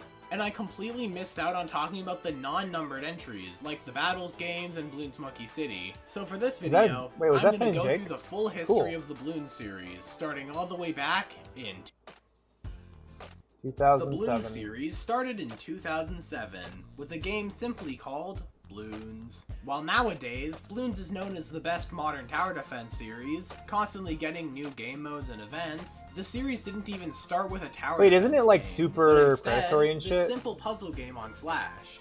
The gameplay is easy to pick up, but there's still a lot of strategizing and thinking to some of the levels. Your goal is to use a limited number of darts to pop a majority of the balloons on screen. A number of different mechanics are introduced, like spike shooting balloons and freezing balloons, and there's also this balloon that turns you into Pac-Man. So here's something a bit funny. After this one, there are actually 9 different Bloons games. And I'm not just talking about the full line of tower defense games and other spin-offs. I mean solely the original Flash game run. I already went to the gameplay loop of the first one, and it's pretty much the same gameplay for all of them. The only real difference being some new levels, gimmicks, and graphics. Later that year, Ninja Kiwi decided to make a spin-off of the original game, Bloons Tower Defense. It was probably made in response to the tower defense genre being really popular in the later end of the 2000s. The tower defense genre is one that appeals to both younger kids getting into gaming, as well as more seasoned players. And tower defense games especially were very accessible, as Adobe Flash Player allows for people in school to be able to play all sorts of small this one is fun. I like this one. Bloons TD is actually really different from the normal Bloons games. The assets aren't reused from the puzzle game either, and there are multiple towers instead of just one dart monkey. By the way, we still have our dart monkey, but we also have tack shooters, cannons, a ball of ice, and my man Super Monkey. They were originally just called towers, but I think I'd rather die before calling them the Dart Tower, Tack Tower, Ice Tower, and Cannon Tower. Also, strangely enough, it was always called Super Monkey. Your goal is to make it past all 50 rounds of Bloons, which is a lot easier said than done. Even without the massive blimps like we'll see later in the series, the Bloons in this game are relentless. This game holds no punches, and the towers are really weak compared to their later variants. Speaking of variants, there are only 2 upgrades per tower, consisting only of range and power upgrades, except for the Super Monkey, which only has 1 range upgrade. It's also insanely expensive, costing $4,000 just to place it down. Overall, a good start to the series. And for 2007 standards, it's free and really replayable. Next year, I don't know why I never got into. I never know why I never got into BTD. Graphically, never was my thing, it's I guess. visually identical to the first game, but it introduces new difficulties, maps, towers, and of course, Bloons. Lead and Rainbow, to be specific. I feel like I'm The staring down a difficulties are tied different, to like, the maps, alternate with a different map gaming for each history for difficulty. me, where instead However, of getting the really goal into is like still to old make it console past games, 50 I got really rounds, into mobile and regardless. Flash games. And the new towers are all very And unique it's, additions to the series. terrifying. By that I mean just the boomerang, because the other 2 new towers are actually just placeable glue and spikes. The upgrading system is the same too. While there are some differences, I feel like it really hasn't changed from the first game. And nearly a year later, BTD 3 was released. It's the same thing, but again, this time there's Yeah, I an was gonna actual say level these seem like select very with 8 iterative different sequels. levels, but the monkeys still work like they did in the There's not last much 2 going games. on here. But there are new upgrades. We've gone from 2 upgrades. I'm glad I'm currently learning about to balloons, though. 4. New monkeys This are is added important. yet again. We have the Spike Pole, Monkey Beacon, and Pineapple Bombs. Another 2 balloons are added in this game, the Ceramic Balloon and the mother of all balloons, Moab. Moabs were the first blimps added to the series. Basically, they're slow but strong, and they contain a lot of balloons. And unlike BTD 5 or 6, the standard Moab is an actual threat here, mainly due to the fact that the towers in the game aren't very good. The next year, we got a completely new and original BTD sequel, Bloons TD4. Now the first thing you might notice is that the aspect ratio was really out of the ordinary. That's because TD4 was released with mobile play in mind. Oh, but wow. unlike a certain lane-based gardening series, Bloons stayed available on PC for all of its later Yeah, I was gonna say, like, The new art Bloons' style peak is tower nice defense. change I'm like, from what the about old one. Plants vs. And this Zombies? game I like introduced that a whole a lot slew better. of new monkeys. In I was fact, bored out there of my are more fucking mind playing newcomers Bloons than as a kid. originals. Also, the Spike-O-Pulse is no longer its own tower. It's now an upgrade for the Dart Monkey. Guys, this is so sad. I'm going to cry now.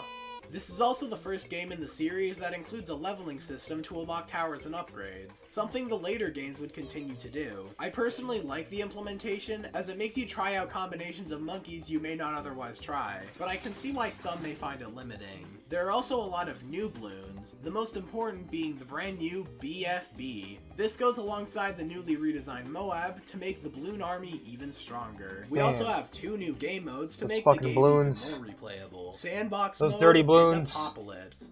You can really see that the amount of content in BTD 4 is far more than all the other games in the series at this point, and this is a trend you'll notice with all the numbered entries in the series. Overall, BTD 4 is a really solid game, and a fantastic sequel. In mid-2011, Bloons TD got its very first console port, in the form of a DSiWare game that simply went by the name of Bloons Tower Defense. Now, of course, this is a port of Bloons Tower Defense. 3. This was arguably for the better since the first 3 BTD games are all pretty much the same graphically, so it only makes sense to merge them all into one game. But a part of me thinks they should have just remade the first game and left out all the content from 2 and 3. The DS isn't exactly known for being able to run with a bunch of different entities moving at the same time. And tower defense games in particular are really prone to massive frame drops. It was a good fit though, like it's a better way to play mobile games. games. Long time ago, but if you have a modded 3DS, I highly recommend getting this game, since despite the performance issues, it's still really cool to see. In December of that same year, we'd get BTD 5, featuring new visuals, a new upgrade system, and a ton of new maps and game modes. The in-game currency Monkey Money was added to the game, alongside Special Agents. These guys are basically the precursor to the heroes from BTD 6. The main difference being that you have to use Monkey Money to hire the agents for one level, But I have no monkey money. Oh, turtle. TD5 also introduces Regrow Bloons, Ninja Monkey, Monkey Village, which replaces the Monkey Beacon, and the ZOMG. This one's green and black. And you know it's scary because it has a skull on it. The greatest thing about TD5, however, is that it got a lot of updates, and it's still being worked on even after the release of several other new games in the series. I love like the Also, low poly Bloon Shipper 3D. exists.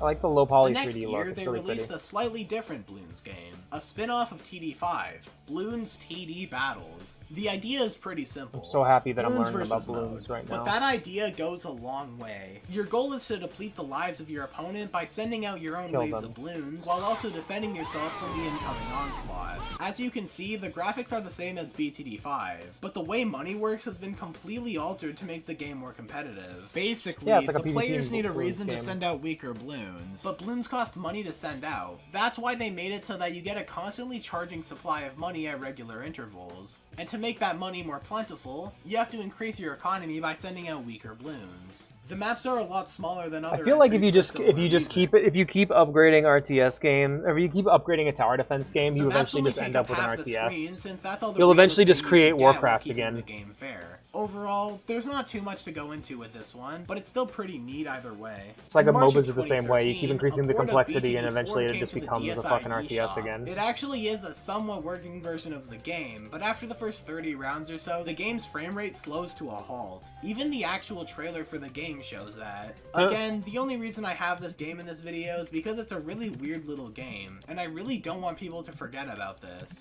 What's even weirder is that it was released after both BTD5 and Battles. Definitely a strange time to release a BTD4 port. Still, I couldn't imagine how badly a BTD5 DS port would have ran. In December of 2014, we got yet another BTD5 spin-off, a city building game called Bloons Monkey City. Assuming you don't gotta spend any real basically money. build city. And then you play the BTD5 gameplay loop to beat the balloons. The only really notable thing for this video is that this is the game that introduces the DDT. It's yet another blimp, but this time it's really fast and scary. This is also the game that added bosses, like my man Vortex, shit boss, kill yourself. In June of 2018, we finally got BTD 6. I actually wouldn't be surprised if this is the best tower defense game to date. The amount of content here is insane, with 62 in-game tracks as of making this video, and practically infinite if you take modding into consideration. This game has everything. New monkeys, balloons, bosses, events, upgrades, secrets, and even online play. The new upgrade system now has has 3 paths instead of 2, and they go up to tier 5 instead of 4. Not to mention paragons and sacrifices. Yeah, that's right, you could sacrifice a very specific amount of monkeys and get a corrupted version of the true sun god, called the Vengeful True Sun God. And to get higher level paragons, it requires you to get a ton of pops I really with your love the art monkey, style. and then spend a really high amount I really of don't money have that much to spamming say a ton about of the balloons. exact same monkey over and over My My only God, exposure to these things are balloons good. when I was a kid was the computer lab, and recently was the Seth Sintosh video. Let's watch this 12 minutes of misinformation. Sometimes After people I on go the and get internet some drink. say things that aren't. I need some drink. Hey girls.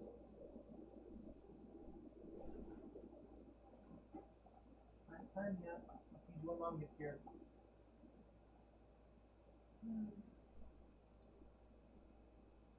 Give me the garbage. Give me the garbage. Alrighty, hello Jesus. True. I'm one of those people. Prepare to be misinformed. It's gonna really suck as if I 50% agree a bunch all of this. college students are failing at least one class, typically having an F in something called gender. The reason it's considered bad luck to walk under a ladder is because if you do that, you're 85% more likely to hit your head on the underside of a ladder. On a map, if you placed Canada over Russia, due to gravity, a large amount of people would die. A hit and run is when a homicide occurs on a baseball field. During the Great Cotton Candy Shortage of 1915, there was a sharp uptick in hospitalizations of people who ate insulation foam, claiming it was, quote, worth a shot. Car accidents are the second leading cause of death in America, overshadowed only by car intentionals. Scientists have been searching for years to find a color between yellow and blue, but have yet to succeed. The most common hypothesis for what this color would be is known as green. The quote, "I think, therefore I am," was coined by Markiplier.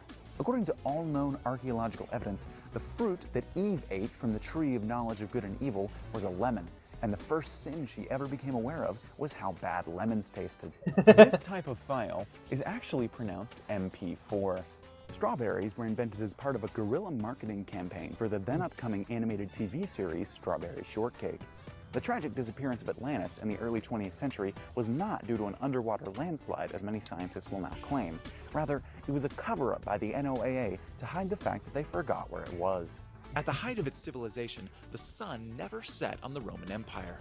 This is because Sol, the Roman god of the sun, lived on Mount Olympus at the time, and the light was bright enough to reach Rome during the whole day. When the Roman Empire fell, Sol mysteriously disappeared, casting most of Europe into 900 consecutive years of darkness, which became known as the Dark Ages. I think that's the stream. I think that's the stream. This video is boring as sin. Sorry. I think that's the stream, everybody. Thank you all for watching. I hope you had a wonderful time. If you're new here and you enjoyed the stream, be sure to follow. If you want to see more from me, or if you just want to hang out, be sure to join the Discord via the link I am posting in chat right now. And finally, if you want to support the stream, help it grow, and help us achieve our goal of an audio upgrade, be sure to subscribe. Subscribers gain many fentanyl.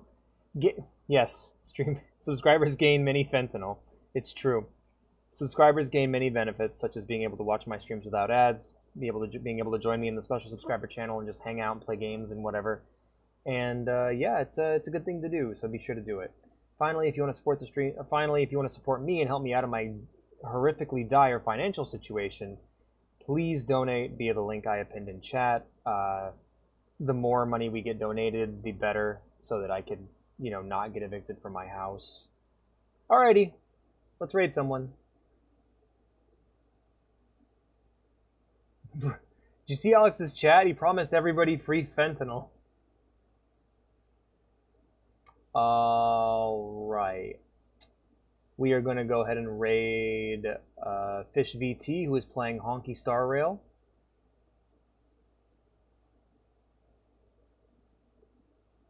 And I am going to lay down on my mattress and watch YouTube videos sideways.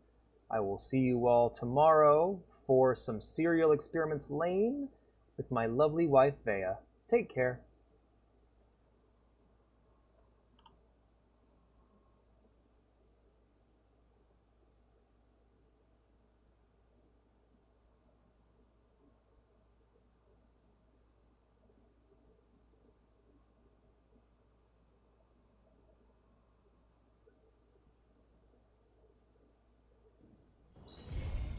And right at the end. So yeah, turns out he can be in as many places at once as he wants. And he also has the power to just change probability to whatever thing he wants the most at the moment. Hey, Raiders. Boy, hi. You came in right at the end, actually.